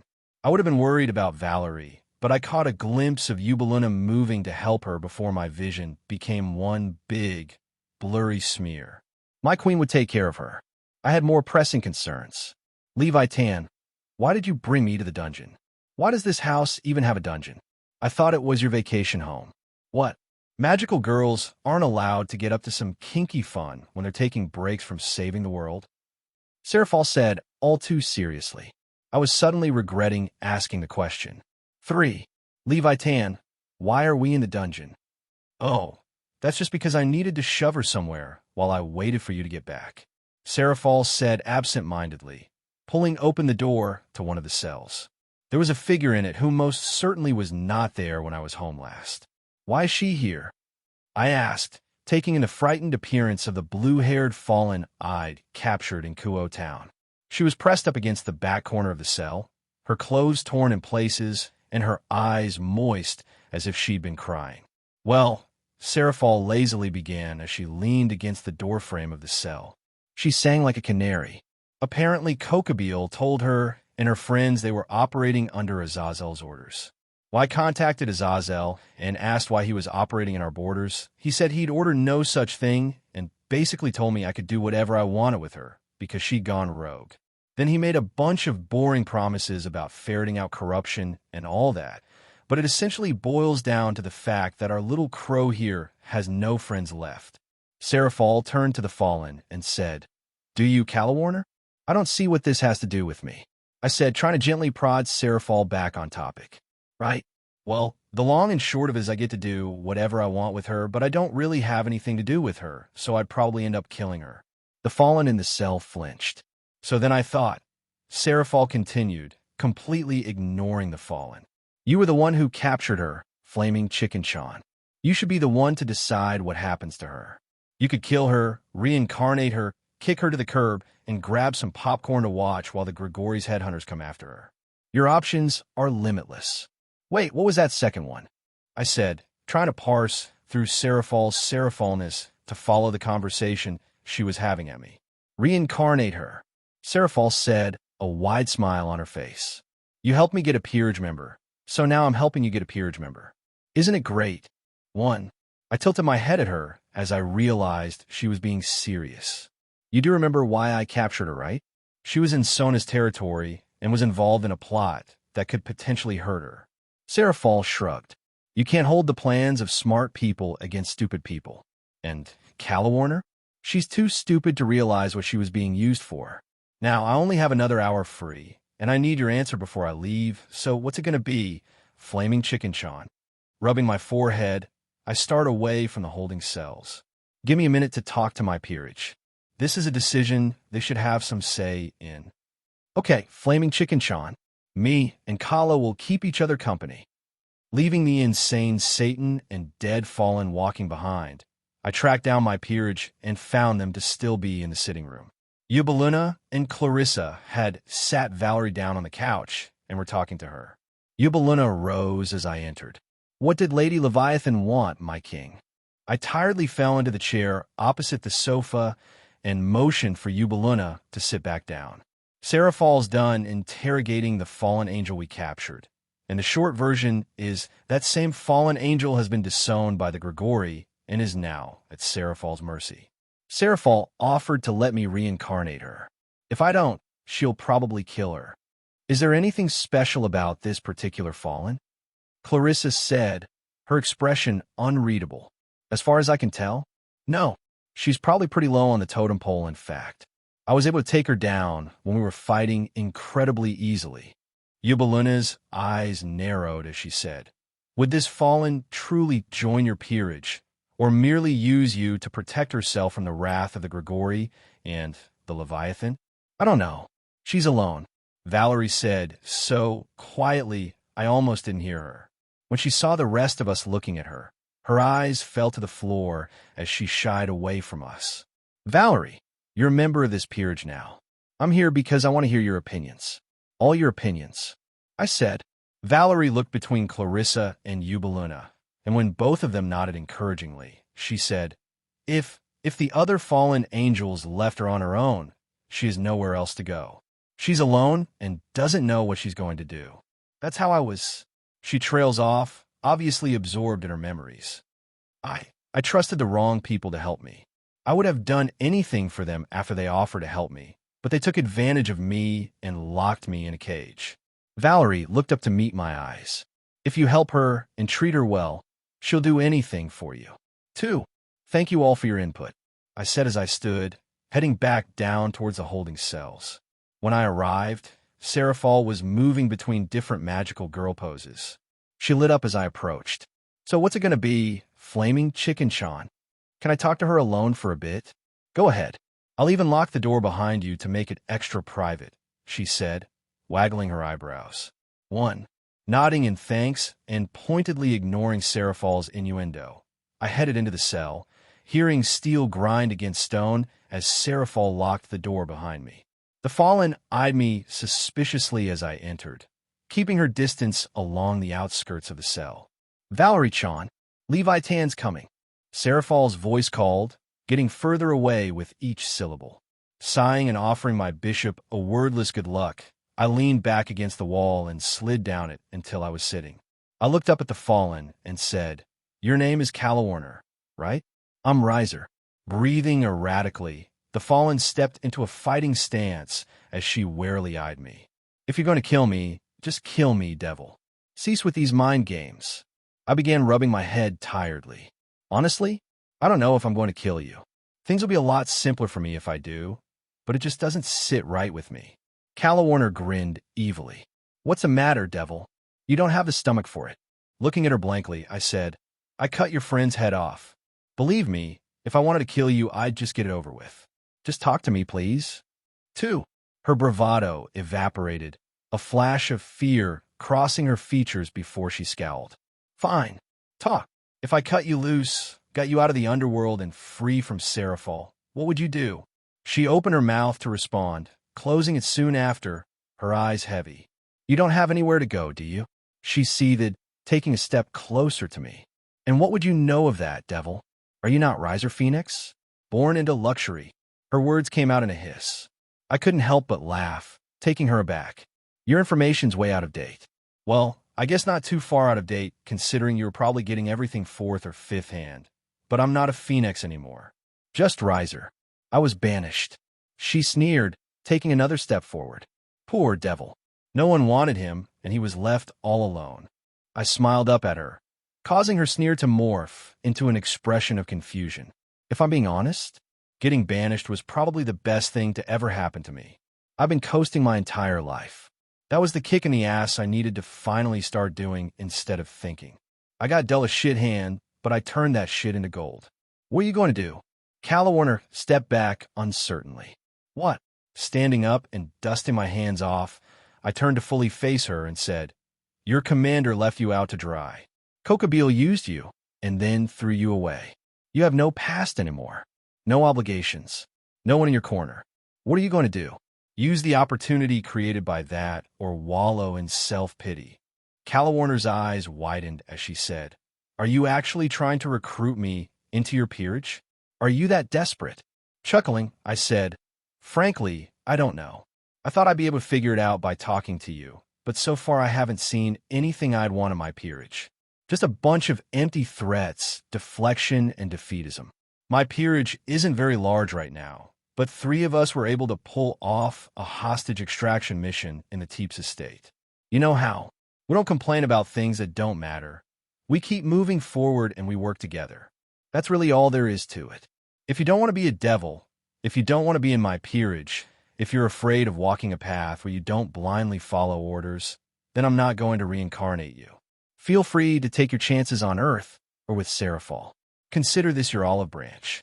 If you want me to give you a chance, this is your chance to explain why I should. If not, tell me to screw off or just don't say anything. I'll tell Seraphol to cut you loose on Earth to make your own way. I held her gaze, waiting for any form of reaction. Calawarner's breathing grew erratic, but she maintained her silence. I shrugged. I guess that's that. I'll have Seraphol drop you on Earth. After that, you're on your... I'm a weapon. Calawarner blurted out, the surprise on her face showing she didn't know why she was talking. 2. I looked at her, waiting for her to continue. Calawarner's breathing was coming in huffs and puffs now. The blue-haired fallen seemed to be on the verge of hyperventilating. I was a weapon. Even when I was a pure angel, I only ever existed to fight. I was given a target and told to kill or be killed. Is it any surprise I started to enjoy my work and fell when I became sadistic? Calawarner was slowly increasing in volume as she spoke, her shoulders shaking ever so slightly as she took small steps towards me. I thought I'd finally found a home in the Grigori, but even among other fallen, I couldn't fit in. I was either too focused on my job or not lazy enough. There was no pleasing any of them, so I just kept doing what I did best. I killed. I killed and killed and killed and killed and killed. Was it ever enough? No. I'm tired of being a weapon. I'm tired of doing what is expected of me and still not being good enough. So tell me, Riser, will I not be a weapon again? Your weapon? Can you promise me that? Or are you just the same fucking bastard with a different pair of wings?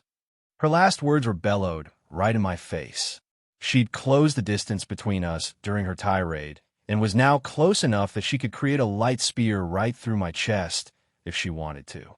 Looking the fuming woman in the eye, I said, Would you have to fight in my peerage? Yes. Would I expect you to kill my enemies? Most definitely. Am I the same as those pricks that work their people to the bone, then complain when they have no muscles left to work with? No. And fuck you for saying so. that actually seemed to get through to Calla Warner if her shocked blink was anything to go by. Let me tell you something about leadership. Actual leadership, not what your arrogant dickhead of a boss passes for it. If you're supposed to lead someone, to tell them what to do and when to do it, you had better be doing twice what you're asking them to do. Now, Calla Warner just looked confused. While I was banished, do you know what the first thing I did was? I traded away the single most valuable thing I'd ever possessed to make sure my peerage had a place to sleep. Every night while my peerage sleeps, I push my regeneration into overdrive to rest my body while I train. And every day I eat breakfast with them. I don't let the cramps my regeneration couldn't fix show. I don't let myself yawn because then they'd know something was wrong. Soon, I'll be asking them to face down your psychotic boss, and I need to make sure I'm equipped to see them through it. That is the kind of bastard I am, Calla Warner. I'm the bastard doing everything in his fucking power to make sure I don't let my people down, but still afraid he'll fail anyway. Now that that's answered, what kind of bitch are you? The kind who blames everything and everyone but themselves for their problems? Or the kind who grits her teeth and comes back swinging? To hell with the consequences. Calla Warner was stone-faced as my words washed over her. I'm the kind of bitch that kills my problems. One, really? Because what I saw when I walked in here was a frightened little girl who was just waiting for the end. You say you kill your problems? Then what are you waiting for? Kill them. I goaded her. Calla Warner sharply exhaled out her nose, her eyes boring holes into mine. You said you'll be fighting Kokobeel. Will you take me with you? I'll take my peerage with me, but I'm not going to reincarnate you for the sole purpose of fighting Kokobeel. If you just want to fight him, I'm sure Seraphal can work something out with you. Growling, she said, I will not be the Satan's fodder. If you help me take Kokobeel's head, I will serve you for all time. I shook my head, saying, okay. It's clear I'm not getting through to you. I'm not accepting conditions here. Either you accept my authority, regardless of whether or not we kill Kokobeel, or I walk. I can promise you safety, a home, allies, and freedom to live your own life when I don't need you, but I offer nothing else. If that is not agreeable to you, then we're done here. You would deny me revenge? She practically snarled, spit flying from her mouth. You need to move on, I said, stalling her rage. Take it from someone else who recently lost everything he ever had. I would be dead if I'd thrown myself about trying to get even. Instead, I'm in the best position I've ever been in. Leave all that bullshit behind and live. You're a fallen angel, immortal. You have time to get over it and make your own life. I held up a finger and conjured a flame atop it, causing her to dart backwards, but she wasn't my target. The flame snaked off my finger through the bars of the cell. It flowed into the lock and molded into the shape of the tumblers. I hardened it into a makeshift key and turned the lock. The door swung open moments later. I'm done with this conversation, I said, walking to the door. I turned to face her as I reached the threshold. This is your last chance. If you want to join my peerage, I'll welcome you with open arms, but you leave everything from before behind you and start a new life. If you can't do that, I'll talk to Seraphal and see if she can find a way for you to end up in a death match with Kokobeel. Calla Warner's rage slowly bled out of her, leaving her looking exhausted and lost as she stared at the floor. I don't know if I can leave it behind. It's all I've ever known, all I've ever been, she said, her words soft as a whisper. I held my hand out to her. A pawn appeared atop it in a flash of flame. She wasn't strong enough for me to justify using anything else. This is your chance to find out. No one can make the decision for you. Calla Warner's eyes slowly drifted up to the offering in my hand. She swallowed nervously, a storm of conflict in her eyes. Why? She said so quietly I barely heard her. I tried to kill you. You don't know me. I'm too weak to be useful. Why? I could say I want someone in my peerage with the ability to use light magic. I could say reincarnating a fallen is better than reincarnating a human. I could say I find you super attractive and am thinking with my dick, but all of those are very minor reasons. Truthfully? Because you're alone. Being alone sucks. You have literally nowhere to go, and that sucks. I'm typically a lot more methodical about the whole reincarnation process. I literally have a journal where I debate the pros and cons of reincarnating various people. But I just want to help you. I know that sounds stupid and unbelievable, But if you want honesty, there it is. 2. Calla finally met my eyes, her expression full of disbelief. That naivety will get you killed. I could stab you in the back the moment you get comfortable. You won't, I said, unblinking. Her hands began to tremble. How do you know? I shrugged. I just do. I hefted the pawn in my hand. What's your decision? Calla swallowed nervously, her entire demeanor having shifted from hostile to vulnerable. Hesitantly, she met my eyes and said, "Reincarnate me, please." Wordlessly, I stepped forward and held my pawn up to Calla chest. She offered no resistance. Looking in her eyes, I said, "Are you sure?"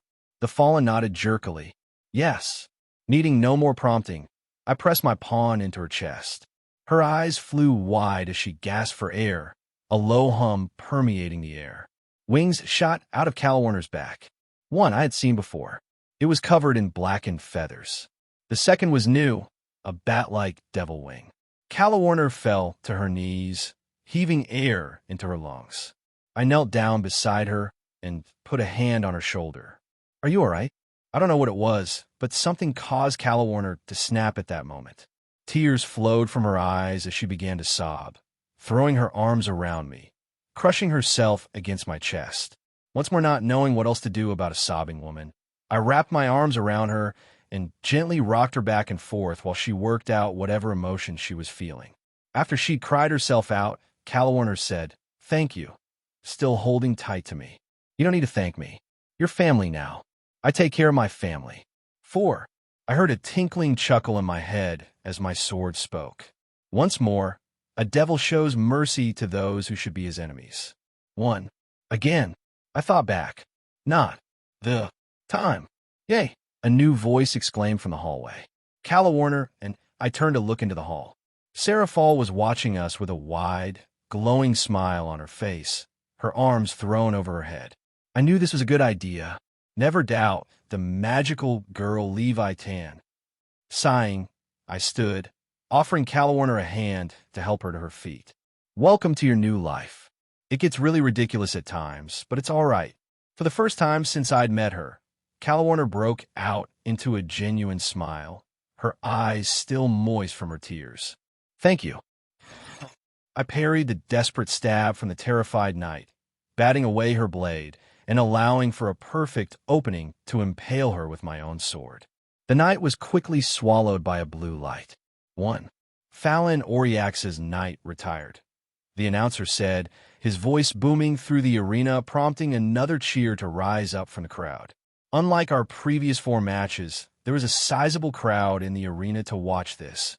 Our 5th match, my fight against Rias excluded.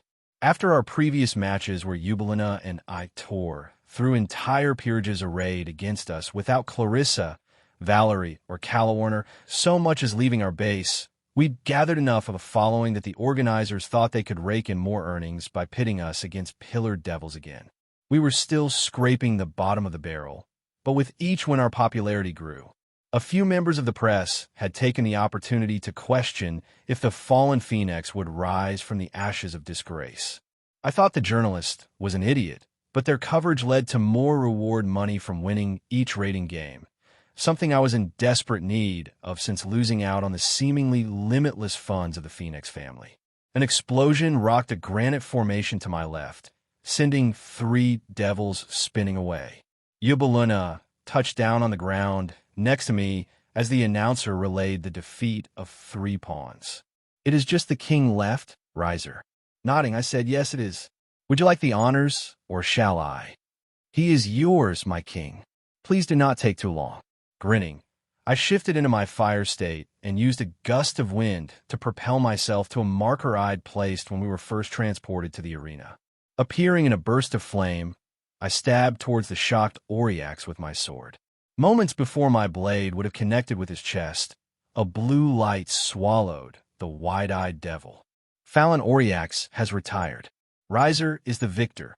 The crowd surged at the announcement, shouting out congratulations and applauding. My popularity must have been growing faster than I thought. I felt myself being pulled away as I was enveloped in a blue light and arrived back in the waiting room. A quick glance around the area showed my peerage in the room with me. That was even faster than last time, Valerie said, walking over to check Eubeluna over in case she needed to be healed. I thought this one was supposed to be harder, she said with a tilted head, her new scarlet dress with gold trim swaying with her movements. It wasn't supposed to be harder. I said to clarify. This was just more politically charged because he was a pillar devil. That doesn't necessarily mean he's strong, just that he has money. I don't see the point of bringing me to these battles if I am not allowed to partake in them, Calorwarner said, skulking irritably away from us. The rags she was wearing when Seraphal brought her to my manor were replaced with a sky blue blouse and dark silver trousers. She crossed her arms and said, I thought I was to fight in your peerage? You are an unknown quantity. Eubeluna answered before I was able to, stepping up to Calorwarner and looking her in the eye. No one except Satan Leviathan and us knows who you are and where you came from. You will likely be underestimated when you do appear in a raiding game, allowing you to use your light weapons to overwhelm anyone arrayed against you. We must save that advantage. I allowed myself a proud smile as I watched Calorwarner accept Eubeluna's words with only a minor amount of grumbling. Eubeluna had grown into her role as queen quite well since the addition of Valerie and Calorwarner. Clarissa had never really needed anything Eubeluna had to manage. The witch was self-sufficient and more than willing to follow orders. Our new members, however, were lost. Both had escaped horrendous fates, solitude, and were used to feeling safe around others. Eubeluna had done exceptionally well in acclimating them to their new lives and making them feel like a part of the peerage. Not for the first time, I was glad I'd chosen her to be my queen. What's this I hear about secret advantages? We all turned to find a grinning, blonde-haired man in a simple black suit walking lazily towards us with his hands resting easily in his pockets, a silver-haired woman following close behind. Would you care to share, little brother? I smiled brightly as I walked forward to hug Ruvel. Afraid not, brother, I said into the hug. How else am I supposed to surprise you with them when I'm finally allowed to face you? Ruvel laughed and pulled away, placing a hand on my shoulder.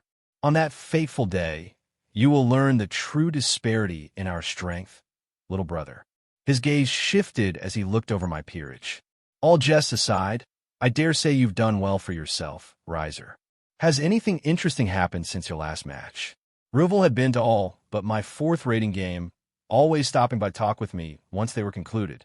More training and a few furnishings added to my home, but otherwise no. How are you? I'm well fed, well fought, and well fucked. Who could ask for more? He said, releasing me to pull Zissa against him. 2. His queen blushed furiously and gently extricated herself from his grasp. Ruvel, we are in public, she said scoldingly, her eyes narrowed despite the clearly amused smile tugging at her lips. Laughing jovially, Ruvel leaned in to plant a quick peck on her cheek, causing Zissa's blush to deepen. Turning away from his queen, Ruvel slapped me on the back and said, So when will you finally invite me to this new home of yours? I've heard so much yet seen so little. 1. I raised an eyebrow at him. I wasn't aware you wanted a tour. You're welcome anytime. I can key you to the wards before we part ways. In fact, I held up my hand and summoned a spell circle.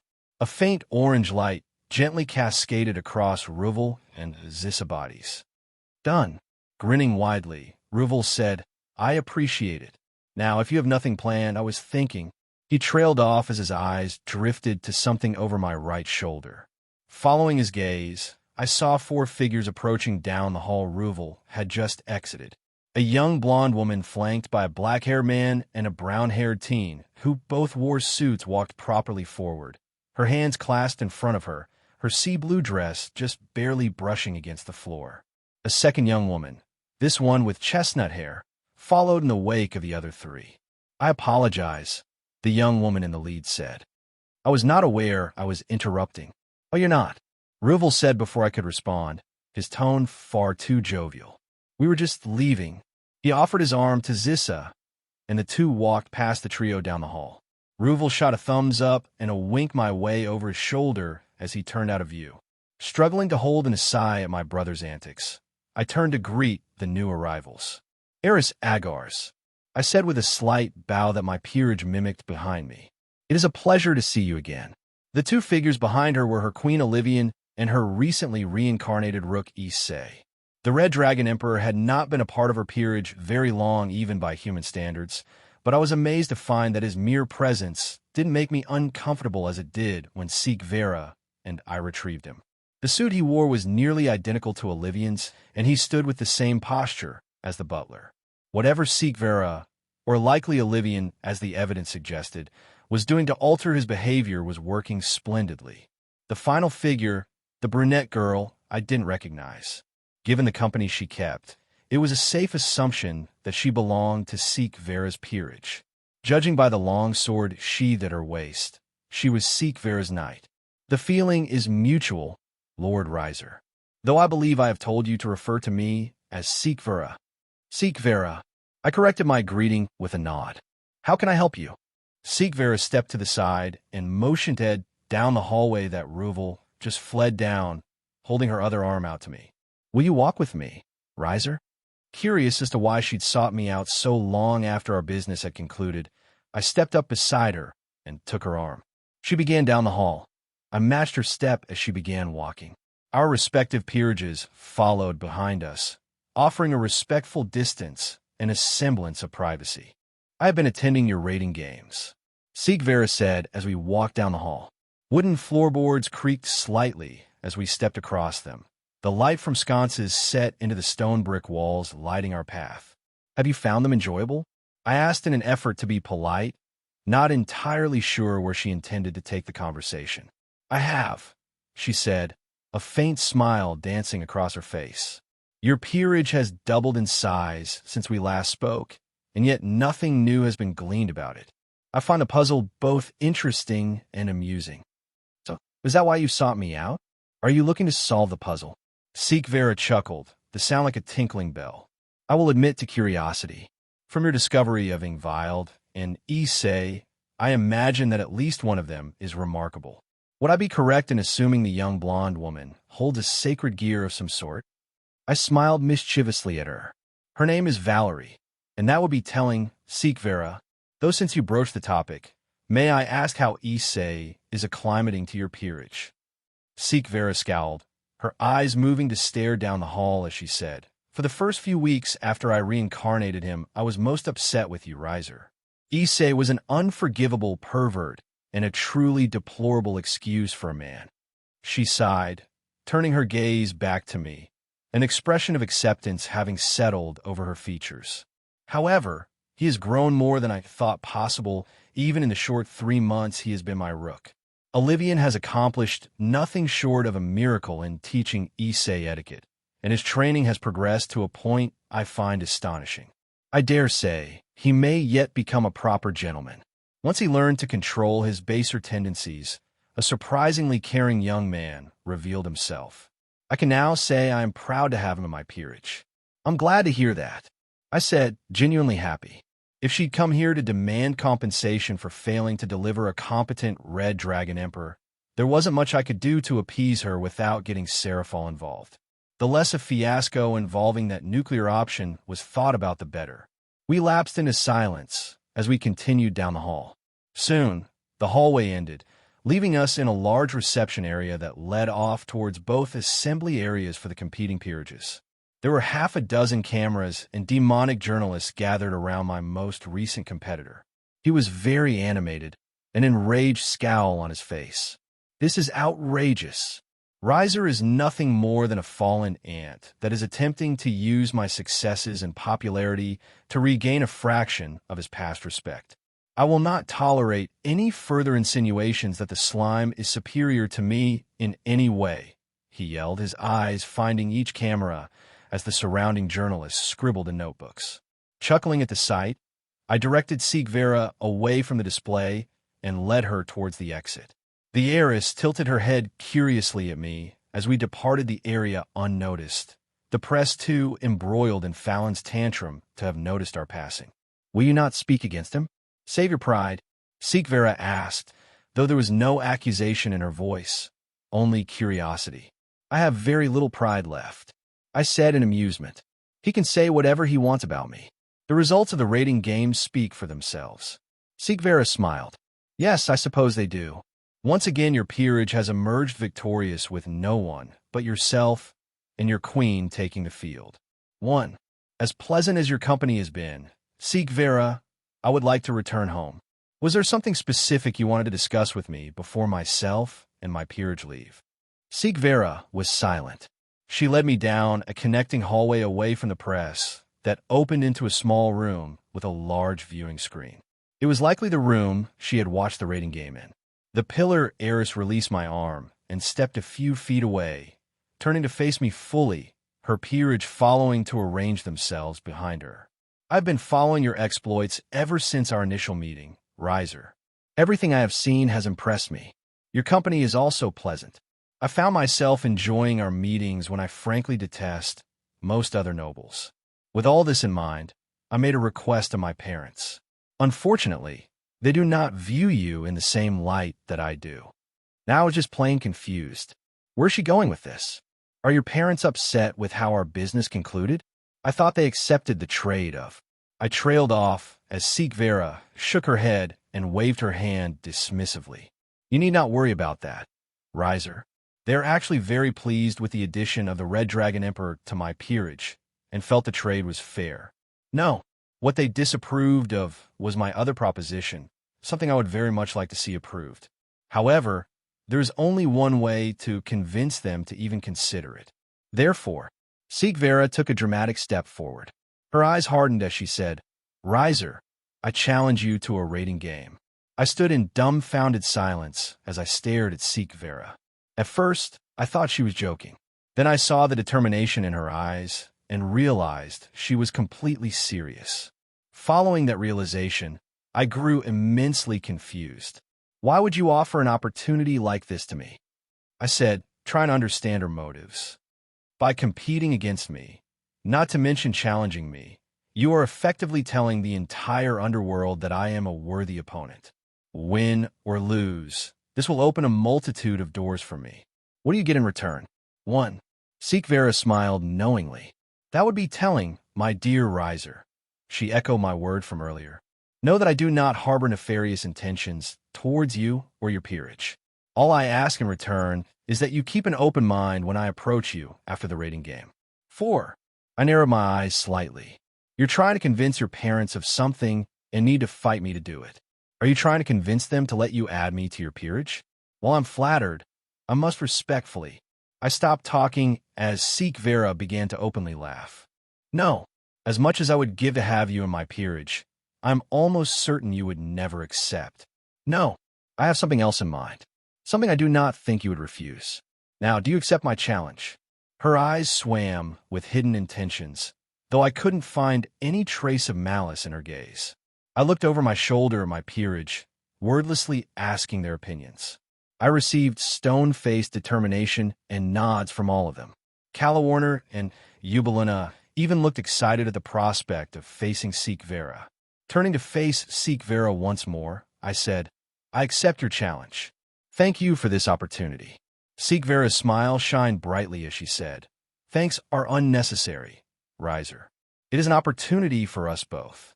Before I could ask any questions about that rather suspicious statement, Seek Vera said, I will see to arranging the match and ensuring you are informed of the details. Until we meet again, Riser. A teleportation circle expanded out from her and shepherded her peerage away. I stared at the empty space she occupied for a moment. Turning to face my peerage, I said, This is going to be our most important rating game yet. We need to be ready. Expecting grins and serious nods, answer my declaration. X. You don't need to worry about anyone who is retired, Ruvel said. His typical amused smirk was replaced with a surprisingly serious gaze. Zissa and I will remain here with Phoenix Tears. The organizers typically provide healers, but they might as well be incompetent next to these. Ruvel finished, hefting a small vial with a dropper at the end. Won't helping us this openly cause problems for you? I asked, genuinely worried. The last thing I want is for anything to happen that ruins your airship. Ruvel snorted as he waved off my concerns.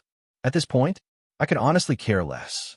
I'm independently wealthy and have made more than enough friends to cover myself if the assholes decide to direct their attention to me. Speaking of, Ruvel heaved a sigh, rubbing his forehead. They came to watch today's fight. Apparently, they're considering being gracious enough to allow you to reclaim your last name, so long as you don't embarrass them with your application of their power. If you ask me, you should tell them to fuck off. They're only here to pad their own egos. Talk to Ravel, though. They brought her with them, and she's been missing you something fierce. 1. Ravel is here? I said, ignoring the rest. I couldn't care less about the people who birthed me, but I'd missed my little sister's antics. Zissa paused whatever conversation she was having with Yubaluna and placed a hand on Ruvel's shoulder. Ruvel, they should be focusing on the match. Please refrain from distracting him. Ruvel nodded. You're right, Zissa. Sorry, Riser. It's fine. Thanks for being here. Wouldn't miss it. Turning away from my brother, I face my peerage. Do any of you have anything you need to discuss before we enter the arena?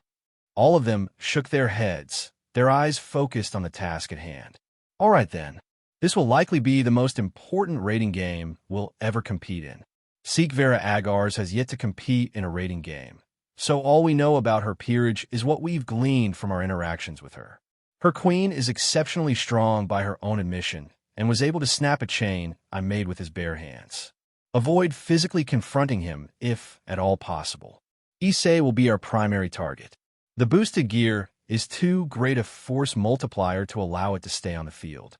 I want him gone fast. As to her knight, all I can really say is she has a sword.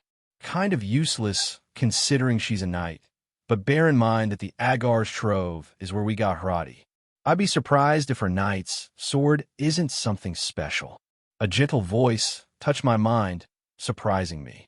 No matter the caliber of her blade, it pales in comparison to myself. What was that? Yubaluna asked, spell circles appearing before her. I looked at her in shock. You heard it too? I believe we all did, my king, Clarissa said, taking in the wide-eyed looks of Valerie and Calawarner. Would I be correct in assuming that was your sword speaking to us? Wait, back up. You all heard what? And since when did you have a talking sword? Ruvel asked with a raised eyebrow, his features showing he was impressed. Apparently neither he or Zissa heard it. I'll tell you the story after the match. I promised my brother, drawing my sword and looking down at it. Why have you suddenly decided to talk to everyone else? I have my reasons, Riser. If I have judged your character correctly, you will find out during the battle. I stared in shock at my sword for a moment. That was the first time it had ever referred to me by name. I didn't actually know what to make of it. Moving on from my sword's sudden bout of loquacity, I sheathed my blade and turned my attention back to my peerage. Where was I? Seek Vera. All we can really be sure about regarding her is her clan's power. Time. I'm not quite sure of its limitations, but their family ability allows them to manipulate the flow of time to a certain degree. Ruvel, do you know anything more in depth about it? 1. Ruvel shook his head. I wish I could help, little brother, but Seek Vera is the lord and lady's only child. Since the two of them don't participate in rating games, not much is known about their abilities. I finished for him. Thanks anyway, Ruvel. Ladies and gentlemen, welcome to the much-anticipated match of Seek Vera Agars versus the Scorned Phoenix. 2. The ground shook slightly under the force of the announcer's voice. It wasn't someone I recognized, but that didn't surprise me. I hadn't been in a high-profile fight since Rias, and her sister-in-law officiated that match. I took a deep breath and faced my peerage with a confident grin. This is it. We're going to show the whole underworld who we are. Determined nods and excited grins answered me. In just a moment, the combatants will be transported into the arena. The challenge party, Riser, has decided the battlefield shall reflect a segment of the land he rules over, providing him the home field advantage. Will it be enough to defeat the mysterious Agar's heiress? A loud cheer followed in the wake of this announcement. There were far more people here to watch than I'd been expecting. The segment of land he was referring to was the valley between two short cliffs that my peerage and I used for training. We were all familiar with the area, and the two opposing cliffs made for a good place to put either headquarters. Ladies and gentlemen, are you ready? Good luck, Riser, Ruvel said, having to yell to be heard over the deafening crowd. Win this one for your big brother. I smirked at him as my peerage and I were all surrounded by a blue light. The next moment, our surroundings had changed. We were inside a cave on the east side of the valley. We couldn't see the cliff through the thick trees, but we all knew where we were. The combatants will now be allotted 30 minutes to prepare for combat. When the bell tolls, the match begins, a different, far more laid-back voice said. This one sounded female where the other was male, but ultimately it didn't matter. Everyone, make whatever preparations you need to. I ordered, watching the forest from the mouth of the cave. We're going all out, so hold nothing in reserve. The people on the outside of the arena can't communicate what they're seeing to seek Vera, so feel free to use everything we've been keeping hidden to prepare. She'll find out what we've been hiding when we face her with it. Clarissa pulled various objects out of her robe and began fiddling with them. A small cone had a spell cast through it before it disappeared back into her robe. A yellow ring the color of sunflower was tugged into an oval shape. A small coin was engulfed in fire until it was completely blacked out on one face. I had no idea what her preparations would accomplish, or even if she would use all of them, but I knew her better than to suspect she was wasting time. Calla Warner had accepted my order with a manic grin. She hadn't had a chance to truly cut loose since I'd reincarnated her and had been itching for a legitimate fight. 2 small daggers appeared in her hands in a flash of white that she held out to Eubeluna and Valerie after wrapping their handles in a faintly glowing cloth. Clarissa had provided her with enchanted cloth that would allow devils to hold them for short periods of time. So long as the daggers weren't used as a primary weapon, they would be fine. Calla Warner created one more light dagger for Clarissa after the others had taken theirs. There wasn't much else she needed to do to prepare. Her powers would let her craft spears, swords, or daggers of light whenever she needed them. It was essentially a far lesser form of the sacred gear Rias's knight possessed. I knew that guy's name at one point. Kira? It wasn't important. 6. Valerie took a deep breath and looked up at me. Are you sure you want me to use it? I met her gaze and said, yes. Seek Vera has given us an opportunity to show off to the entire underworld. We're going to use it to its maximum potential. But I stressed, if it proves to be too much and the backlash overwhelms you, I am ordering you to retire yourself. This is a great opportunity, but do not cause any lasting injuries to yourself. Valerie's eyes grew determined. I'll pace myself. I'm not going to let the downsides stop me from helping all of you. One moment, Valerie's hands were empty. The next, a small, golden cup inlaid with emeralds, sapphires, diamonds, rubies, and opals simply appeared in her hand. There was no flash of light or sound. One moment it wasn't there, the next it was. A faint, permeating hum emanated from the cup as Valerie focused. As seconds passed, I felt my muscles strengthen ever so slightly, my limbs limber up. A quick glance around showed everyone else in my peerage reacting similarly. A chuckle in my head distracted me from Valerie's work. The Cup of Christ. It has been a long time since I have been in its presence. Fitting that we would reunite this day. 1. Horribly confused at my sword, I opened my mouth to ask for clarification about literally everything it had just said. There were a lot of implications I needed to work over after that statement. When I was interrupted, Riser, all 5 of us turned towards the forest where the voice had called from. Riser, the voice called again. I have a proposition for you. I looked at Eubeluna. She gave me a curt nod. My wings exploded out of my back as I said, You're in charge, Eub. We should still have a little over 20 minutes before the battle begins.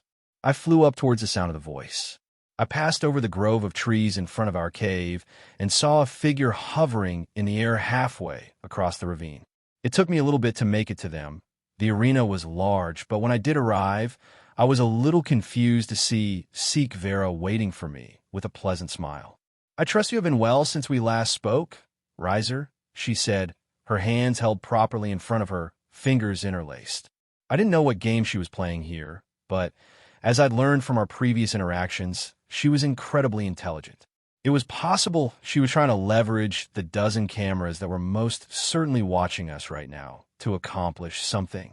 Eris Agars, I said, bowing my head respectfully as I came to rest a few feet in front of her, both of us hovering over the ravine.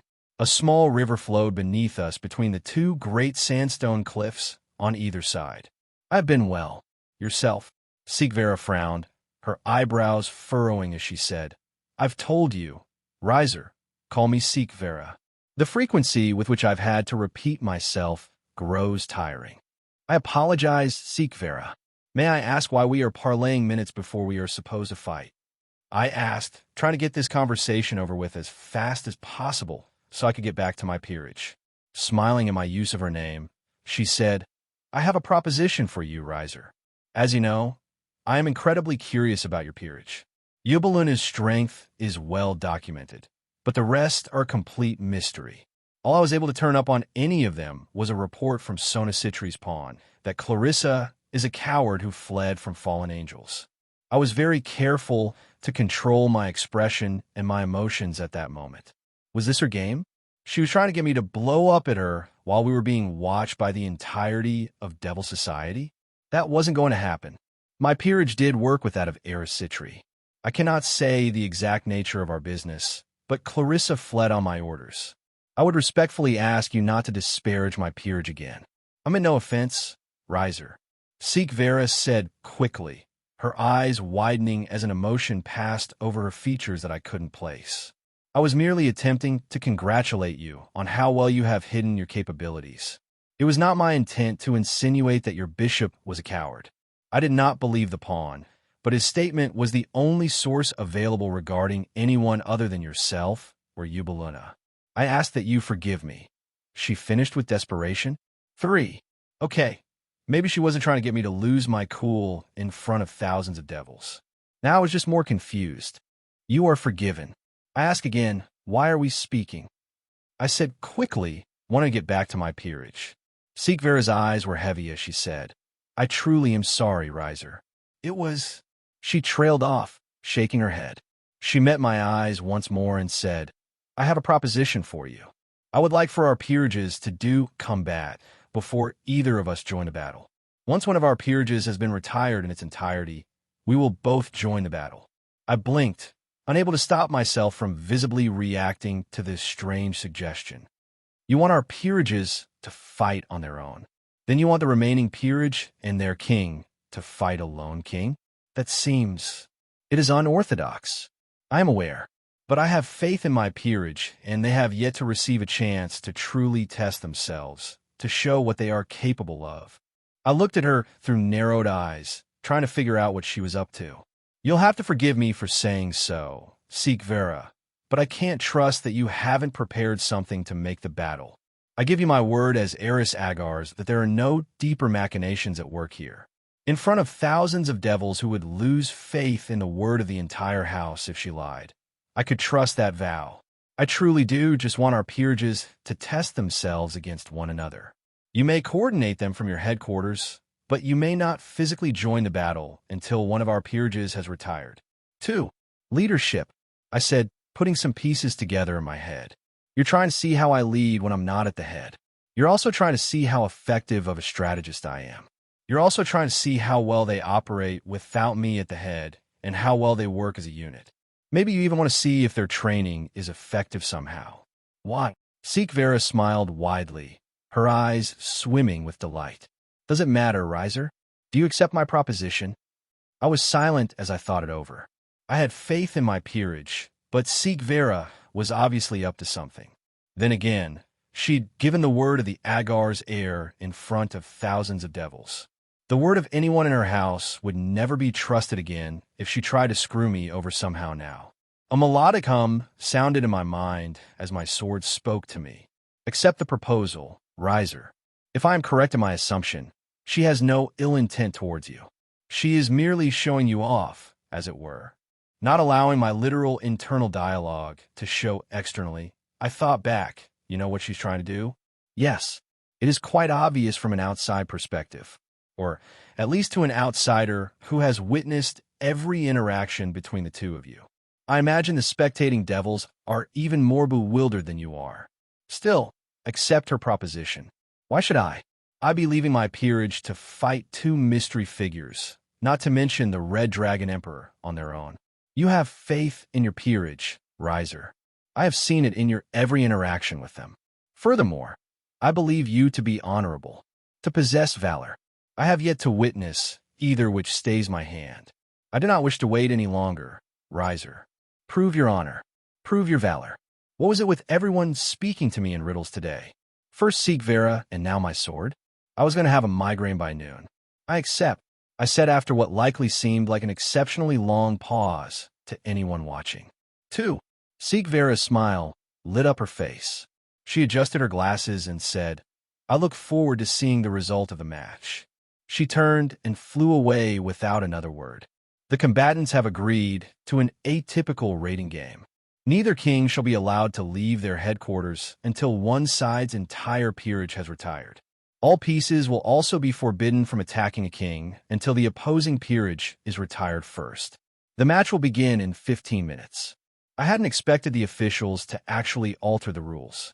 Then again, I was glad they added the rule against attacking kings. That honestly hadn't occurred to me to be a problem. I was too focused on trying to figure out Seek Vera and my sword's intentions. 2. I returned to the cave, serving as my headquarters, and was surprised to see a large screen in the back of it that was not there before. The screen showed several cameras covering the arena and had a control panel to allow for more fine manipulation. The game masters had likely added the console to provide battlefield awareness for myself and Seek Vera so we could better organize our peerages remotely. 1. My king, Ubaluna said as I returned, walking up to greet me. I assume Eris Agar's was the one to suggest these last-minute changes? She was. I confirmed. That being said, I have faith in you all. I'll coordinate from here.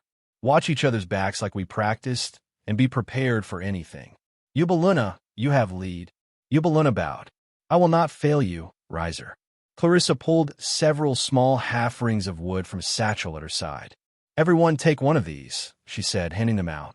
She held one up to her right ear and said, activate them like this. Audite.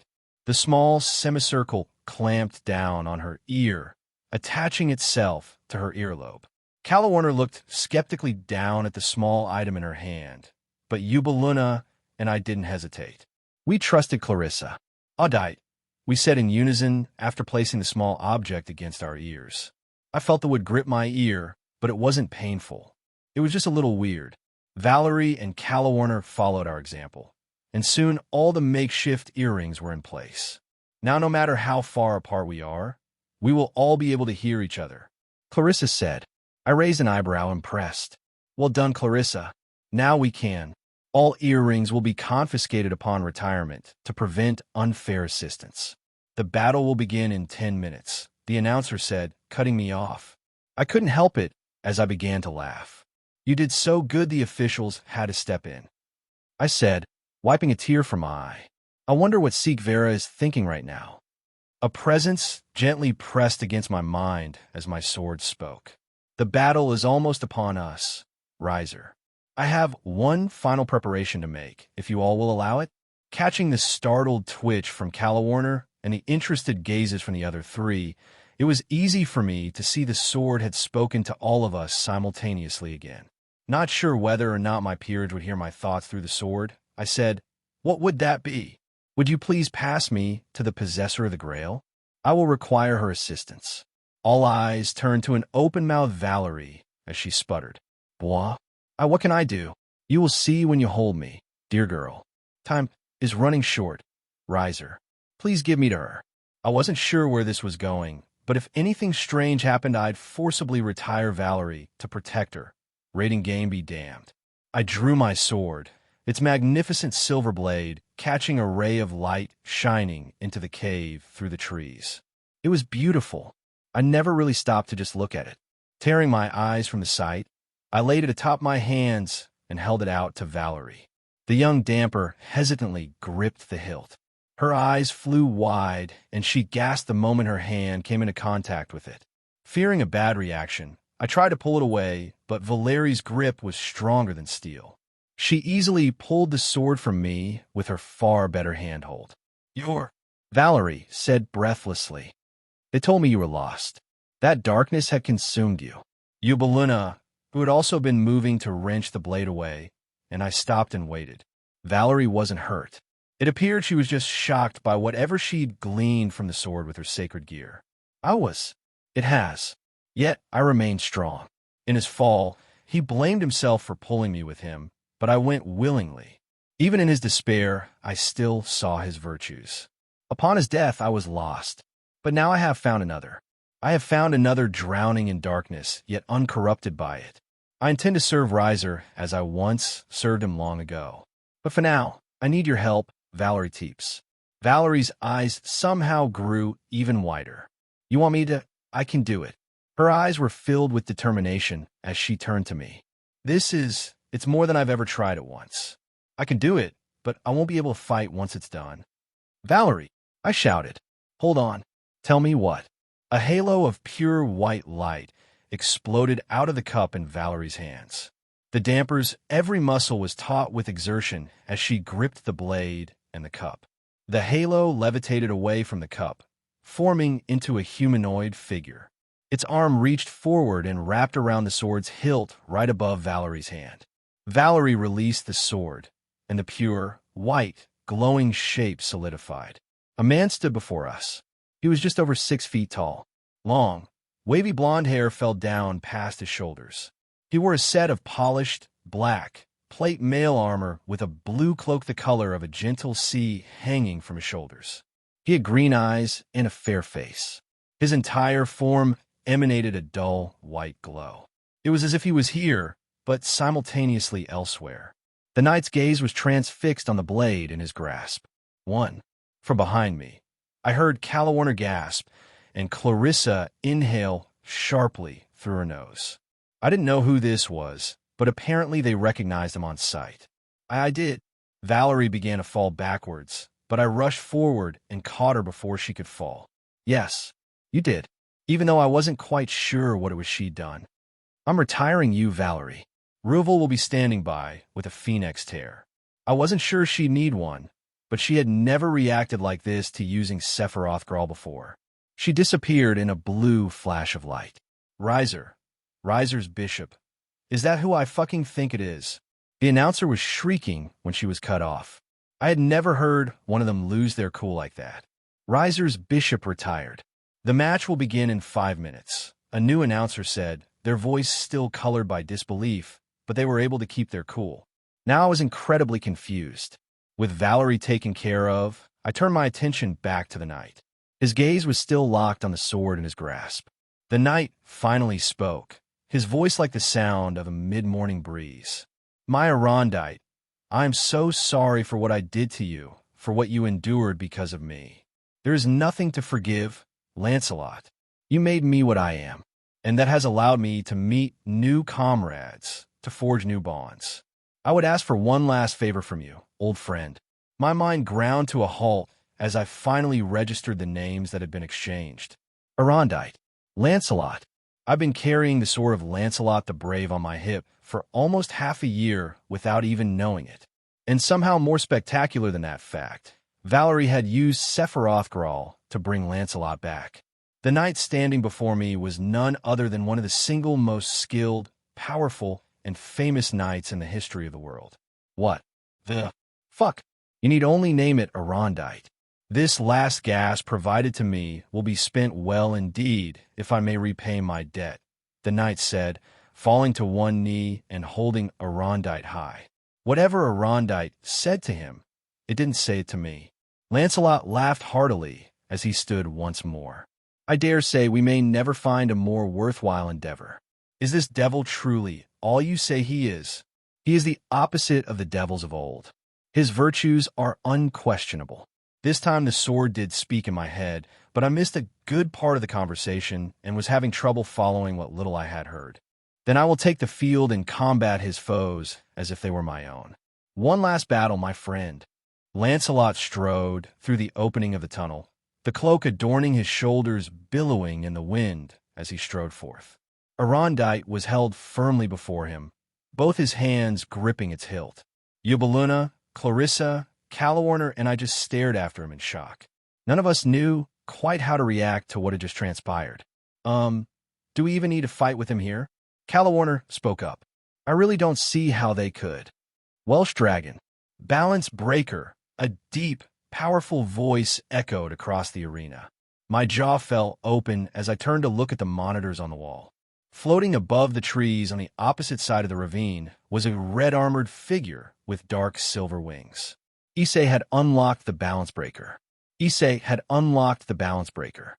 That shouldn't have been possible. Didn't it take him over a year to do it in canon? A second figure flew up next to Issei. Olivian, still wearing his butler's uniform, nodded minutely to Issei, then began to change. His body stretched at unnatural angles. His joints popped and reformed. His head stretched as large fangs grew in place of his teeth. In moments, the butler's form had become that of a 4-story tall, dark-scaled dragon. He reared his head back, and his roar was so powerful it shook the earth beneath my feet, even so far removed from him as I was. I didn't know when, but at some point Eubelina, Clarissa, and Calawarner had approached and were watching the screens over my shoulder. Calawarner started chuckling nervously. Well, at least it can't get any worse. A third figure had appeared. Issei's armored form floated to the right of Olivian's. The new arrival flew to the left of Olivian. It was the night we had seen when Seek Vera had challenged me to a raiding game, only there was a horrendously inept description. The brown-haired girl was not holding the long sword I'd seen at her hip last time. In her hands was a long, curved blade that I recognized. It was Harp. Seek Vera had said Harp wasn't hers to give. She'd already given the blade to her knight. As if that wasn't jarring enough, the knight was not flying under her own power. She sat atop a steed whose fur was the color of a starless midnight sky. Two great, feathered wings held the horse and its rider aloft as they beat rhythmically against the air. Pegasus, Clarissa whispered in disbelief. Yeah, it's a flying horse, Calawarner said, obviously even more nervous than a moment ago. Clarissa shook her head, her eyes wide as she disbelievingly touched the screen in front of her. No, that's Pegasus, the original that all others were named after. Oh, Calawarner said dumbly as we all stared at the monitor. Well, at least it can't. Calawarner's voice was muffled as Eubelina slapped a hand over her mouth. My queen leaned close to the former fallen and, in a voice like a serpent's hiss, said, "You will not say anything resembling those words ever again. Not during the raiding game. Not after it is concluded. Never." Calawarner nodded with wide, terrified eyes, her mouth still covered by Eubelina's hand. Who the fuck are these two? How the hell do they? 1 minute until the battle starts. Larry, why didn't you tell me the microphone was? The Red Dragon Emperor and Olivian are too powerful to defeat unless you bring all of your strength to bear against them, I said quickly, forcing my mind out of its state of disbelief and falling into a state of mind that let me assess the problems I was faced with. Leave Olivian to Lancelot. You should be able to hold him off or outright defeat him. In the meantime, I am changing my previous orders. Do not, I repeat, do not attack Issei. Go after the knight and eliminate her as fast as you can. I don't know what all Pegasus can do, but we need to eliminate her before we have a chance to find out. Issei, as terrifying as he is a known quantity. Someone will likely have to stall him while you deal with the knight. Lancelot should be able to deal with Olivian on his own. Issei would have too much time to boost with my current plan, but I couldn't send my peerage to focus him down while the knight was still mobile. Riding Pegasus, she'd be able to dash in and out of their group with impunity unless she was taken out immediately. A deep chiming sound echoed across the field. The start of the battle had been signaled. Follow me, Eubelina said to my bishop and pawn, wings exploding from her back. She looked me in the eyes and said, "We will not fail, my king." The three of them burst out of the cave, taking to the sky. I turned back to the monitor and watched as Seek Vera's peerage began flying forward together. The raiding game of the century had begun. In the waiting area, Ruvel Phoenix had yet to be able to pick his jaw up off the floor. After applying a Phoenix tear to Valerie and leaving her lying on the couch under Zis's supervision to rest, he stared slack-jawed at the large viewing screen in front of him. Ruvel couldn't believe his little brother had somehow managed to summon Lancelot, greatest of the knights of the Round Table.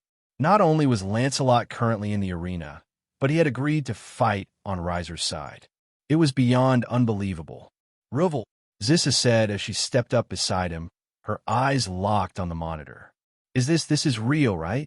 Ruvel could do nothing but nod numbly, watching as Sikvera's peerage arranged themselves in a line. The Red Dragon Emperor and a devil astride the Pegasus flanking a large European dragon. Ow! Ruvel said breathlessly, not expecting an answer. How did two teenagers gather such impressive peerages? We faced lords who were hundreds of years old that would resign in the face of either force. They both have Longinus wielders for Satan's sake.